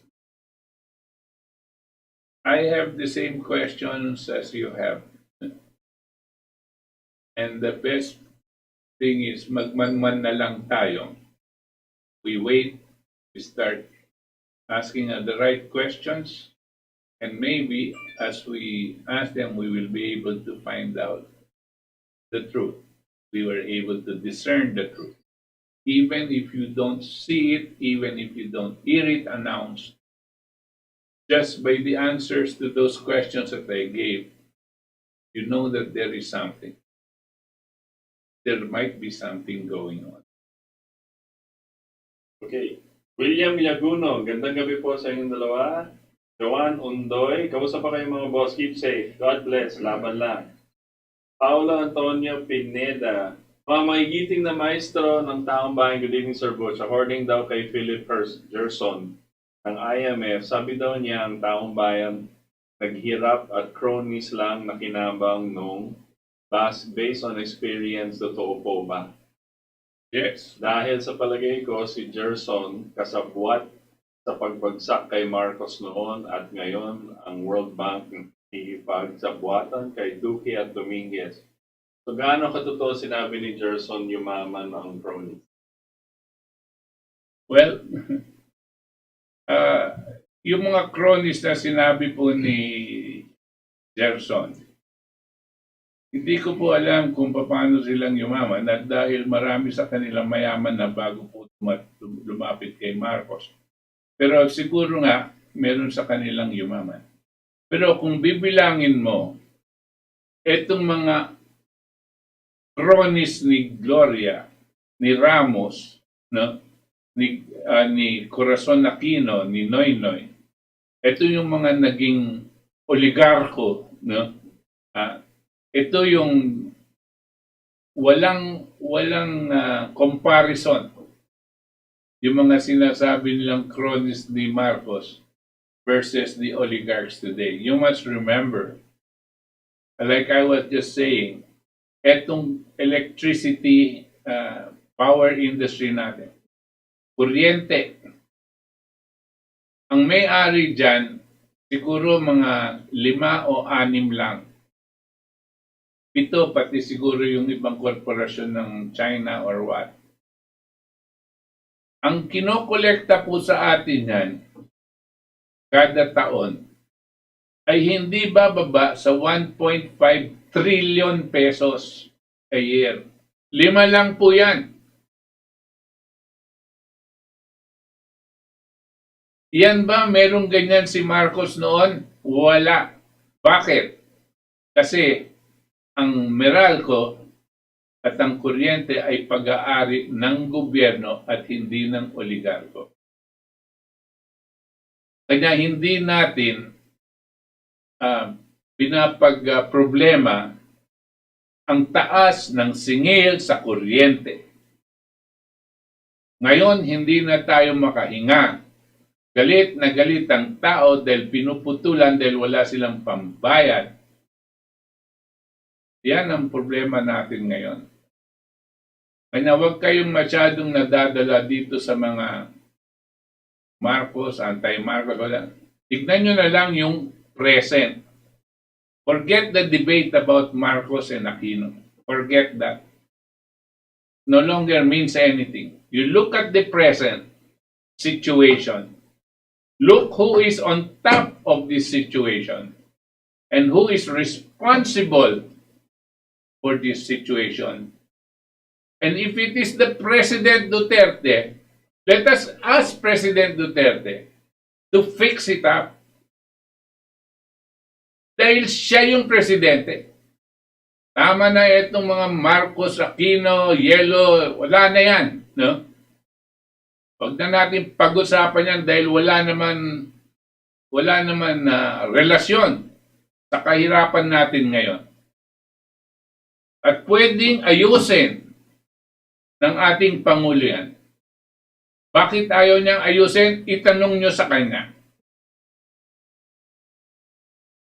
Huwag na kayong papaloko kung ano-anong pag-uusapan natin sa media.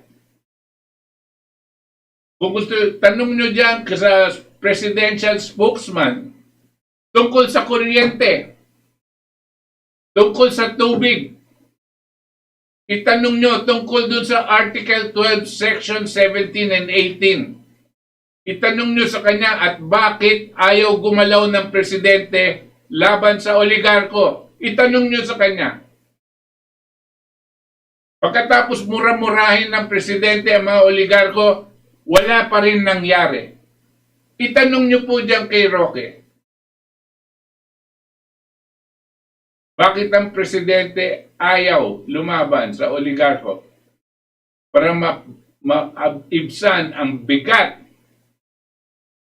na kinakarga ng mga mamamayang Pilipino? That is what we should ask. Freddy Oredina, present. Giancarlo EY, they deserve this trust. Tapos may link siya. Nori Renon, good evening po mga sirs watching from Israel. Rodvite Pariyabas, good evening po. Katipunan, wala nang magawa itong mga ahensya ng gobyerno sa patuloy na pagtaas ng mga bilihin. Duterte, inabsuelto pa ng Congress ang mga pagkakautang ng ABS-CBN? At bakit malambot ka sa mga dilawan? Kaya bayan sa 2022, BBM tayo, Bongbong Marcos, upang meron makulong ng mga dilawan. Watching you from Subic. Mr. Exit, good evening to all. The Federal Reserve po, unlike sa mga third world countries, ay nagpiprint lang ng pera ng walang gold reserve. Kaya luging-lugi po ang katulad natin na kailangan pang may katumbas na ginto ang pera. We should not trust his words. He may be soft-spoken but underneath is questionable. That's about who? About Xi Jinping. We should not trust his words. Maybe soft-spoken but underneath is questionable. Kung malaki, mayaman lang bansa ang Pilipinas, hindi tayo mabubuli. Kung pwede lang manggaya tayo sa bansang Israel, malakas na bansa, sa anumang larangan. China has already extended its tentacle to as far as Africa and have been enjoying the resources of its vast forest. Alam niyo po, yan sinabi niyo. Siyempre, Mr. Exit, I do not agree, no? But it's good that you mentioned Africa. I want us to watch Africa now. No? And if you're talking about enjoying the resources of the vast forests, no? China is not doing this. It is not going into mining. It is not going into cutting down forests in Africa. What it's doing primarily is to create railways, no, that crisscross Africa for its development. Yung pong mga puti, yung mga Europeans, no, especially, ang nag-exploit ng kayamanan ng Africa. You watch Africa within the next 5 to 10 years. No? You will see tremendous growth. You will see tremendous agro-industrial growth and probably the biggest miracle of the decade, which is going to be the African continent. You watch them. Now it's too early for me to tell you, but you can already go to the YouTube and look at the different infrastructure development programs that are being made. Not just railways. They're putting up nuclear power plants. No? They're putting up all kinds of other they're putting up hydroelectric plants, all towards creating the infrastructure needed for development. Now, if you're saying China is mining, you're completely wrong. No? There are no mining firms of China in Africa. Okay.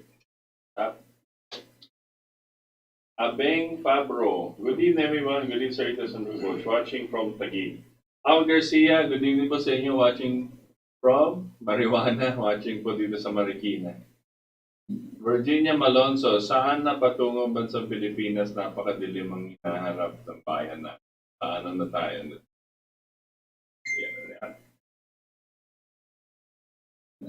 Red Lex and Daniel Dayola. Good evening, Chairman Butch at Sir Itos watching from Valdes.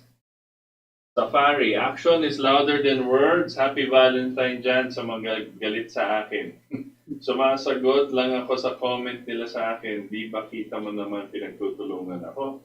Opinion ko po ito. Kung ayaw niya may nega dito, di wag na kayong mag-live. Ana Sela Watson, hindi ako ang gagawang safari, hindi kami sumusunod sa sistema ni Digong sa pandemic. Be awakened. Safari, do your research. World problem ito. Huwag kang kinig ba ng kinig sa GMA at Rappler. Do your research. Motojam, sarap mabuhay. Block nyo na lang si Safari. Utak na. Taktay. Mr. Exit, Mr. Moderator, can you block the distraction, please? Okay. Jack Olagir, happy Valentine's Day, sir. Sec, San Agustin, Talibon, Bohol, Sec, Soong, Trinidad, Sec, happy birthday video, Sec. Alam niyo po, I just want to explain. I was asked whether we should block this guy, Safari, and whoever is whom we consider as trolls and just trying to make nanggugulo. Siguro walang better thing to do, no? Maybe in the future we'll have to, but what I do is pag meron mga ganyan, it also gives me an opportunity to answer the questions of other people that they want to know and they want to ask, no? Baka hindi nila maitanong o nahihiya silang itanong, baka ganyan din ang tanong nila. So I take opportunity to answer this, no? And even people that don't have anything to do, no? To remind them, lalo na if they are DDS, no? To remind them na kung ganyan sila nagbe-behave, no? Hindi sila nakakatulong kay Duterte. Kung DDS sila, diehard Duterte talaga sila, gagawa sila ng paraan para matulungan ang ating Pangulo at hindi bibigyan ng masamang pangalan ang Pangulo by acting like this. Diba po? That is the reason we have not blocked them, but we will consider your suggestion. Okay, Gerald Jewels, thanks Itos for enlightening me in the Bertrand Russell philosophy that includes the Great Reset. I ordered the book and received it last week. I appreciate your show. Again, thanks. Chairman Xi Jinping is not president. Presidents are elected by people of a country. Xi was elected by a small group within the Communist Party of China. Xi must repay world for the Wuhan plague. Melchor Ermino, si Safari Liberals Democrats, agent ng Kabal. Jordan Pringle, si Duque ang president ng Pinas. Tanod lang si Duterte. Elizabeth de los Reyes Gutierrez, puro utang ang alam tapos sa kanila rin mapupunta, wala na mapiga sa atin para may manakaw sila. Napaikot lang tayo. Ganda gabi Sir Butch, sa Itos, galingan mo Itos, ikaw ang pag-asa ng mga apo namin. Lagalag na waray. Good evening mga katiponera, good evening po sa inyo Sir Butch and Itos watching from Riyadh. Eric Batista, good evening po ka Butch and ka Itos, mabuhay po kayo, God bless. Cesar Soberano, the pandemic has indeed exposed further wealth disparity and contradictions inherent in an economic order dominated and enforced by the 0.01% filthy richest world oligarchies. The Philippines can only rely on the nationalism and egalitarian sense of our leaders to mitigate worsening economic crisis. May Aguinaldo, good evening po sa inyo lahat. Esther Pilcher, good evening po mga sir. May doon sa topic niyong pag-ama sir. Sir, ano ba pwedeng gawin ng mga tao sa mundo? Pwede ba mag-protest mga tao dahil parang hawak na ang pagkatao na? Alam nyo, all over the world, marami pong nagpro-protesta. Maraming pinagpro-protestahan. They protest against this vaccine. They protest against the elections. Ito nga nangyari sa Myanmar, no? Alam, nagkaroon ng kudeta, no? Dahil lang sinabi ng military, meron daw anomalya dito sa nakaraan eleksyon, no? At pagkatapos, nagkudeta sila at na house arrest itong si Aung San Suu Kyi. Pero nagpro-protesta ang mga tao na dapat pakawalan siya, no? Bilang isang demokrasya, no? Ito yung mga issues. All over the world, people are protesting. Dito sa atin, hindi tayo makalabas dahil natatakot ang mga tao sa mga militar, no? Dahil baka masaktan sila. So, eventually, lalabas at lalabas din. And there are different ways of protesting. Ito pong ginagawa natin ngayon is a kind of protest because we are letting you know about the realities. No? Every Tuesday, Thursday, Saturday, kami po sa Talakayan ay nagbibigay ng paalam sa inyo, no? At kung ano ang mga gagawin natin. So, darating na panahon, susubukan po natin pakilala sa iyo mga iba-ibang mga organisasyon na nakikiisa sa atin sa Katipunan ng Demokratikong Pilipino. Nakikiisa sila sa RDRG, sa RevGov ni Rodrigo Duterte. Nakikiisa din sila sa mga iba-ibang organisasyon. Malawak na po, nationwide. Sa ano po? Sa ipakita ang displeasure ng tao, ang galit natin dito sa mga oligarko na nabigyan ng negosyo ng gobyerno na hindi hinihilan ng gobyerno para maibaba ang singil ng kuryente, tubig at iba pa sa atin. Lahat na kailangan na gumagawa na, pero ayaw nilang tutukan itong mga oligarko. Bakit? Natatakot sila. Pero papakita natin na ang taong bayan ay siya na ang magtutulak sa ating Pangulo. Elmar Pajanustan. Aba, ang mga kapatid ko kay Sir Dante Maravillas andito din. Abelardo Alipio Peralta, good evening Sir Butch and Sir Itos. Edna Legaspina, good evening. Mabuhay and good evening. Lourdes Culp, good evening po Mr. Butch and your wonderful son. Thank you. Thank you sa lahat ng pagmamahal nyo sa ating bayan. Sana ang Article 12 mapansinan ni Pangulong Duterte. Happy Sunday po sa inyong dalawa. Maximino Comia, para sa inyo ba, ano ba talaga ang tunay na pakay ng China sa atin? Base na nalalaman ko, ano ba ang ibig sabihin? Bakit inaangkin nila ang mga isla natin? Hindi po nila, ito pong mahirap sa atin. Marami po tayong mga disinformation. No? At kasi po, ang magaling po sa disinformation, itong mga CIA. At hindi po nila inaangkin ang ating bansa. Kung gumagalaw po sila sa China Sea, ang galaw po nila ay defensive kasi po pinapaligiran na sila ng mga bapor ng Amerikano. No? At ito ang dapat natin malaman. Hindi po natin naging issue ito until nagpadala po ang bansang Amerikano ng halos kalahati ng kanilang pandirigma na mga bapor na may mga nuclear warheads. At nandito po sa Pilipinas nakagarahe yung iba.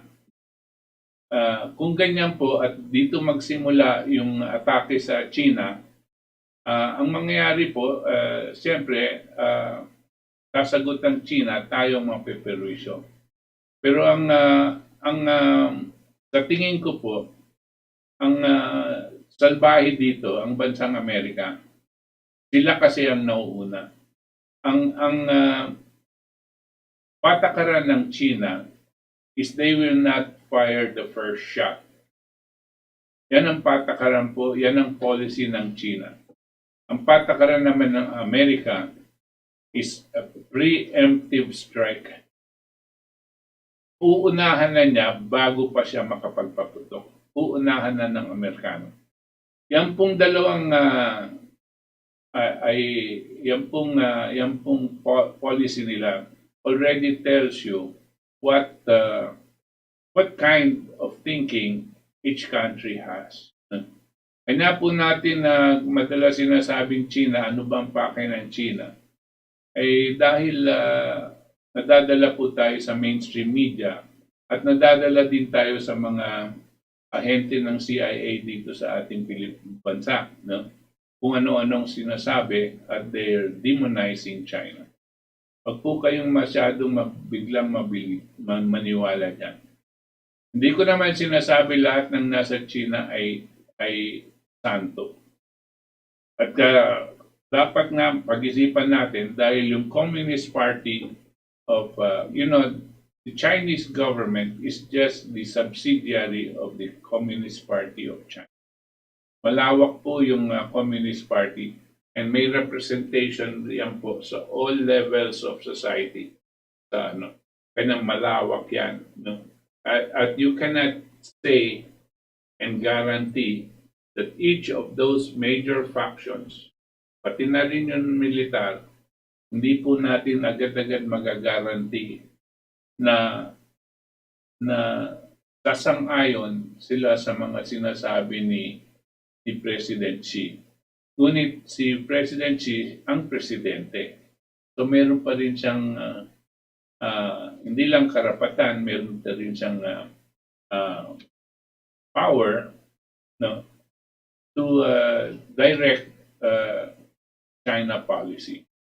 At sana manatili yung kanyang sinasabi at hindi tayo may sangkot sa gera. Okay, Crisanto Pascual, World Reset. Marley Brown, Chinese Dragon 666, The Evil for All Nations, Revelation 13, 20:22:12.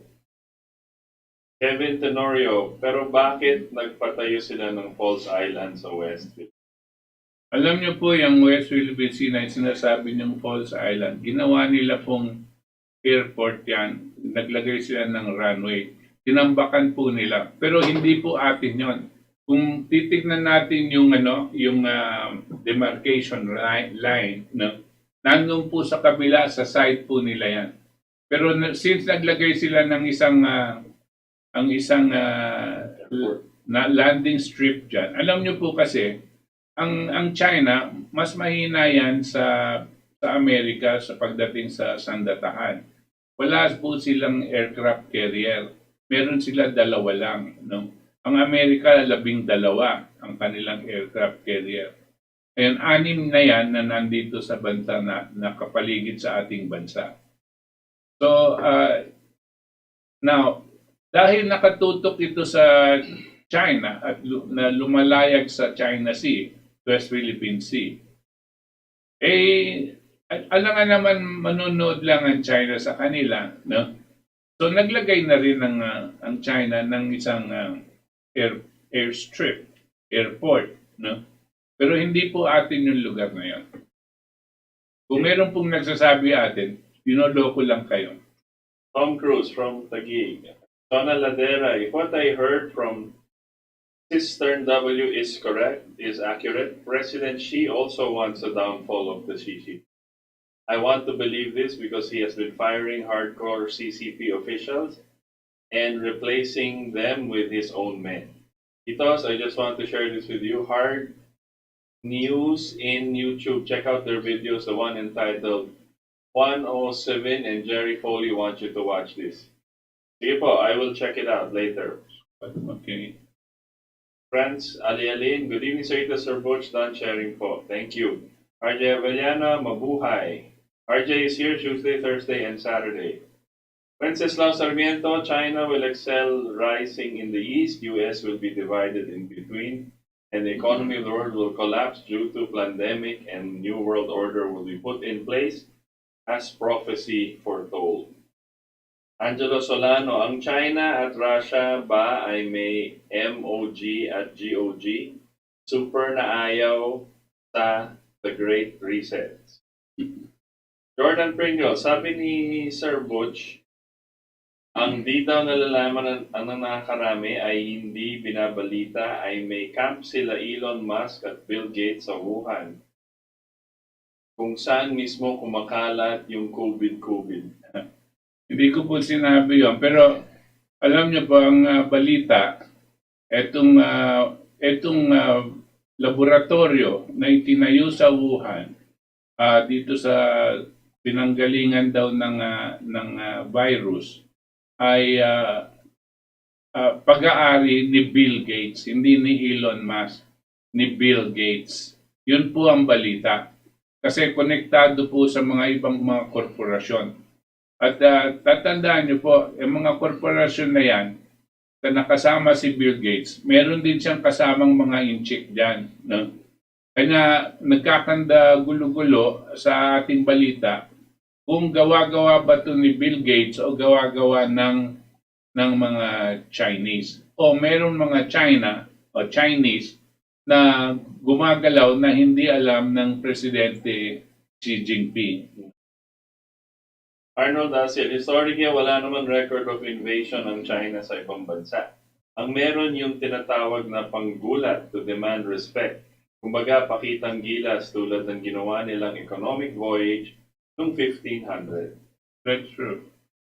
Kevin Tenorios, which means you are pro-China? No, I'm just pro-Philippines. You cannot, this is not a matter of being pro-China or pro-US. You have to be pro-Philippines and pro the truth. Kung magpapaloko ka sa mga propaganda, no, ay wala kang mapupuntahan, madadala ka sa katangahan, no? So you try to make your own research, understand very well, no? Kasi ang dami pong nanggugulo sa ating pag-iisip. Hindi porke meron isang professor diyan sa UP na tatawagin nilang expert, ay siya na yung katotohanan. Hindi nyo po alam, yung mga ibang ganyan, binabayaran po ng CIA. Ang dami po dito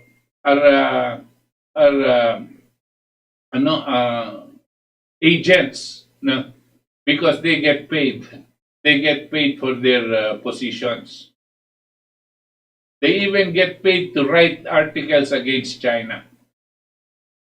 Sir Exit, why did China allow their army to open fire on any foreign vessel seen on their area?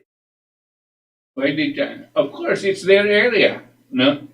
Kung alam nyo, kung papasukan ka ng isang foreign vessel na hindi mo alam kung ano yung foreign vessel na yan, baka may dalang bomba, baka mayroon mga dalang nakatagong sundalo, tapos lalapit sila sa teritoryo mo at ayaw huminto. Kasi usually, sasabihin, hinto ka para ma-examine ka. Pero kung diretso yung mga yan at hindi hihinto, no? Baka nga may bomba, bakit mo pa hihintayin pumutok? Di po ba, no? Maria Mueller, halos buong Europe nagproprotesta palagi. Sa Pilipinas, tahimik. You're correct. Dino Bino, good evening po. Good morning here. Diyan ka matatawa. Spain, inape, Pilipinas, ginawang alila Pilipino. Amerika naman, ginamit lang bansa at sinusuportahan mga corrupt politicians pagsamantalahan mining ng bansa. Pero kiss ass pa rin tayo sa puti. Maniwala kayo sa words ng Amerika, over 50 years allied with the US. Ano na pala nyo? Corrupt puppets like the Shah, I think he means the Shah of Iran. Mainstream media, especially US media, are controlled by CIA. Putin is corrupt, just like Trump. Raf XB, whoever is responsible for this pandemic is being used as an excuse for the financial crash and debt. Mabuhay ang KDP. Agree with you. Felix Salvador, good eve mga sir. Di na kaya pakainin ang CCP government. Huwag maniwala sa mga magagandang salita ng CCP government. Kabaliktaran ang kahulugan niyan. Di niya kinikilala ang Diyos. Pangarap ni Xi diyan maging emperor ng mundo. Diosdado Valenzuela, robot yata si Jin, ayaw gumalaw ang kamay. Anon-anon, ang China meron social credit system. Yung buhay nakabase sa scores nila. Naka-Big Brother bawat galaw nila. Pwede pa nilang i-freeze ang mga bank account nyo. Kaya nila gusto digital para isang click lang tapos. Rain, Klaus Schwab yan ang promoter ng Great Reset. Sir Itos, have you heard the news that the Italian Prime Minister Giuseppe Conte resigns and Jeff Bezos? Yes, I heard that. Actually,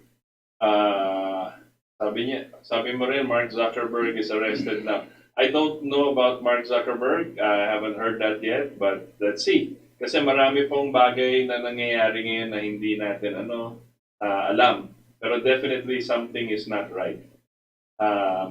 Paxi noticed. Yeah. Bear Archibido, China was able to lift all its citizens from poverty because their economic policy was that of the American system, as exemplified by first U.S. Treasury Secretary Alexander Hamilton.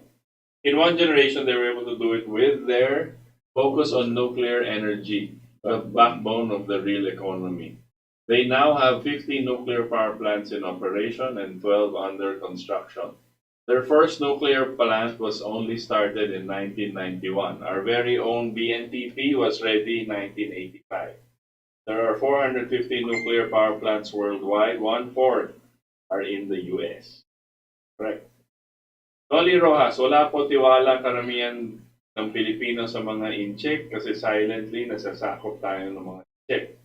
Look, may-ari sila ng halos lahat ng kumpanya sa Pilipinas. Mga lupain ay sila din ang may-ari. Lester Jr., hindi magkakaroon ng war between China and US kasi isang asset ang nagba-backup sa kanila, yung asset ng King of Recognized Asset Nations or Quran, the first son ni Ferdinand Edelin Marcos. Okay, do we have more?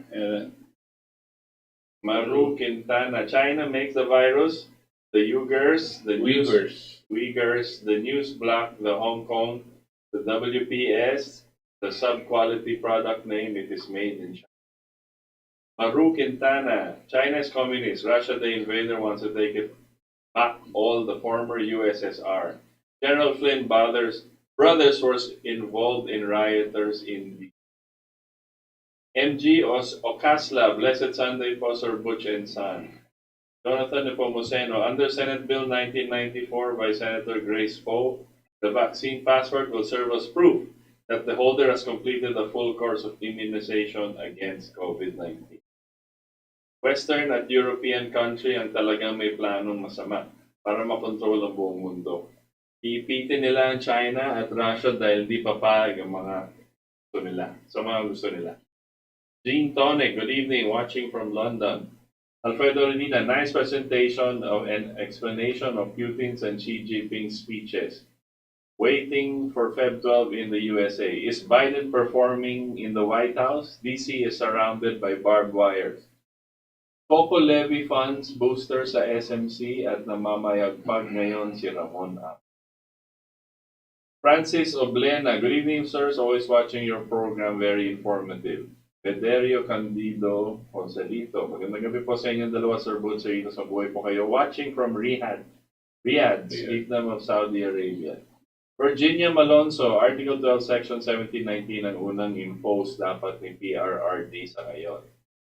Stormy Savi, Sir Butch, hanga po sa wisdom nyo. Every time you comment on issues, kasama po lagi ninyo ang Holy Spirit.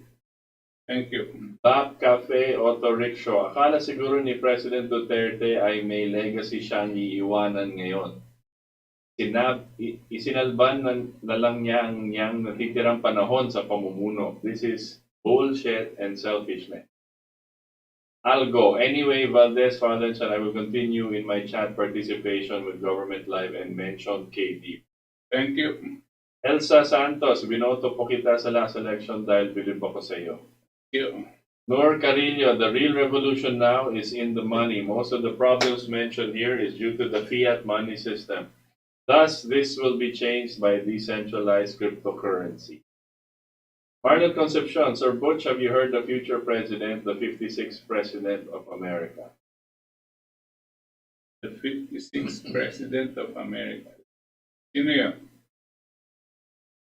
Dino, because the white supremacist racists have awakened thanks to Trump, they don't want to give up the country to minorities and become second to China. Biden won fair and square. Where did you get your fake news? Pakita. Where did you get your fake news, Jordan? Ito po question sa inyo. When Marcos wins the presidency, will he fix the country's problems? Second question, sino po palagay niyo maging mabuting president sa ating bansa? Tama po, Sir Butch. America is evil. Hindi ko sinabing America is evil. There are evil people in all countries. Na? And they take over countries and populations. No? So don't mistake me. Yes, that's why I said I am not just pro-America or pro-China. You have to be pro-Filipino. No? All the time looking at the interest of your own people. No? Yan pong sinasabi niyong sino ba ang palagay magiging mabuting presidente sa ating bansa. Yung presidente pong magiging sa akin pong paningin. No? Yung presidente po na may intellectual competence and moral courage. Paano natin malalaman meron siyang ganyan? Kung ngayon pa lang, ilalabas niya na itutulak niya at sasabihan niya sa presidente ngayon, Mr. President, please implement the Article 12, Section 17, 18, and 19. Kung ngayon pa lang, yung kandidatong yan, maninindigan para dito, at haharapin niya ang presidente sa publiko, at sasabihin niya diretso na ito ang kailangan ng tao at wala ng iba, dito tayo mag-uumpisa ng survival ng ating bansa, dito tayo mag-uumpisa ng economic recovery ng ating bansa. Yan ang dapat mamuno sa ating bansa. Ngayon, wala po sila, maski na yan si Bongbong Marcos, maski na yan si Sara, maski yan pa mga ano pangalan nito, Pacquiao, no? O kung sino man sa kanila ang magsasabi ng sinasabi natin. Bakit? Kasi either takot sila o kaibigan nila ang mga oligarko. At kinakailangan nila ang pera ng oligarko para manalo. Okay. Kevin Tenoria, plenty of relatives in the U.S. They said U.S. election was total fraud. Duterte can't fix it kasi marami siyang corrupt na alipores. He can't fix kasi he was one of those. Marlon Concepcion, again, future president. I'll go. Sir, paano yun? Sigalot ang China at India. Nagkaroon na po sila ng encounter last time.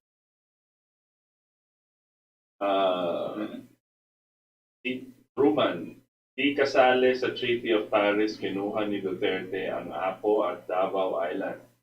At sa Palawan, sila Duterte, Bato at Bongo. Sila ngayon ang may-ari nitong isla. Sino hindi corrupt? Mina Rose Bueno, mga sirs, keep up the good work. Madami na po kaming KDP dito sa Isabela. By the way, Mila, the moment you're ready, imbitahin nyo kami dyan. Sigurado may makakapunta dyan sa iyo. Sila Toti, o si RJ, o ako mismo. No? Kung malakas ang sitwasyon ko, kaya kong pumunta dyan. Pero kung ready na kayo dyan sa KDP, pupunta kami dyan para manumpa kayo sa KDP. Maximino Comia, si Carpio pala sa Larin kasi ginigit niya sa atin daw yung isla na yun. Si Carpio po, CIA. Tina Rodriguez, watching from Canada. Pag puro lockdown babagsak ang kabuhayan, dapat mag-iingat na lang ang tao basta tuloy ang trabaho ng tao. Dapat. Marisa Buya, dami pong matututunan sa inyo watching from Hong Kong. Dino Bino, I will study that, sir. 1216, Article 12, 16, 7. It's Article 12, Sections 17 and 18. Article 12, Section 17 and 18, Dino. No? Mercy Mechner, watching from Germany. Okay? That's all? Okay, that's all.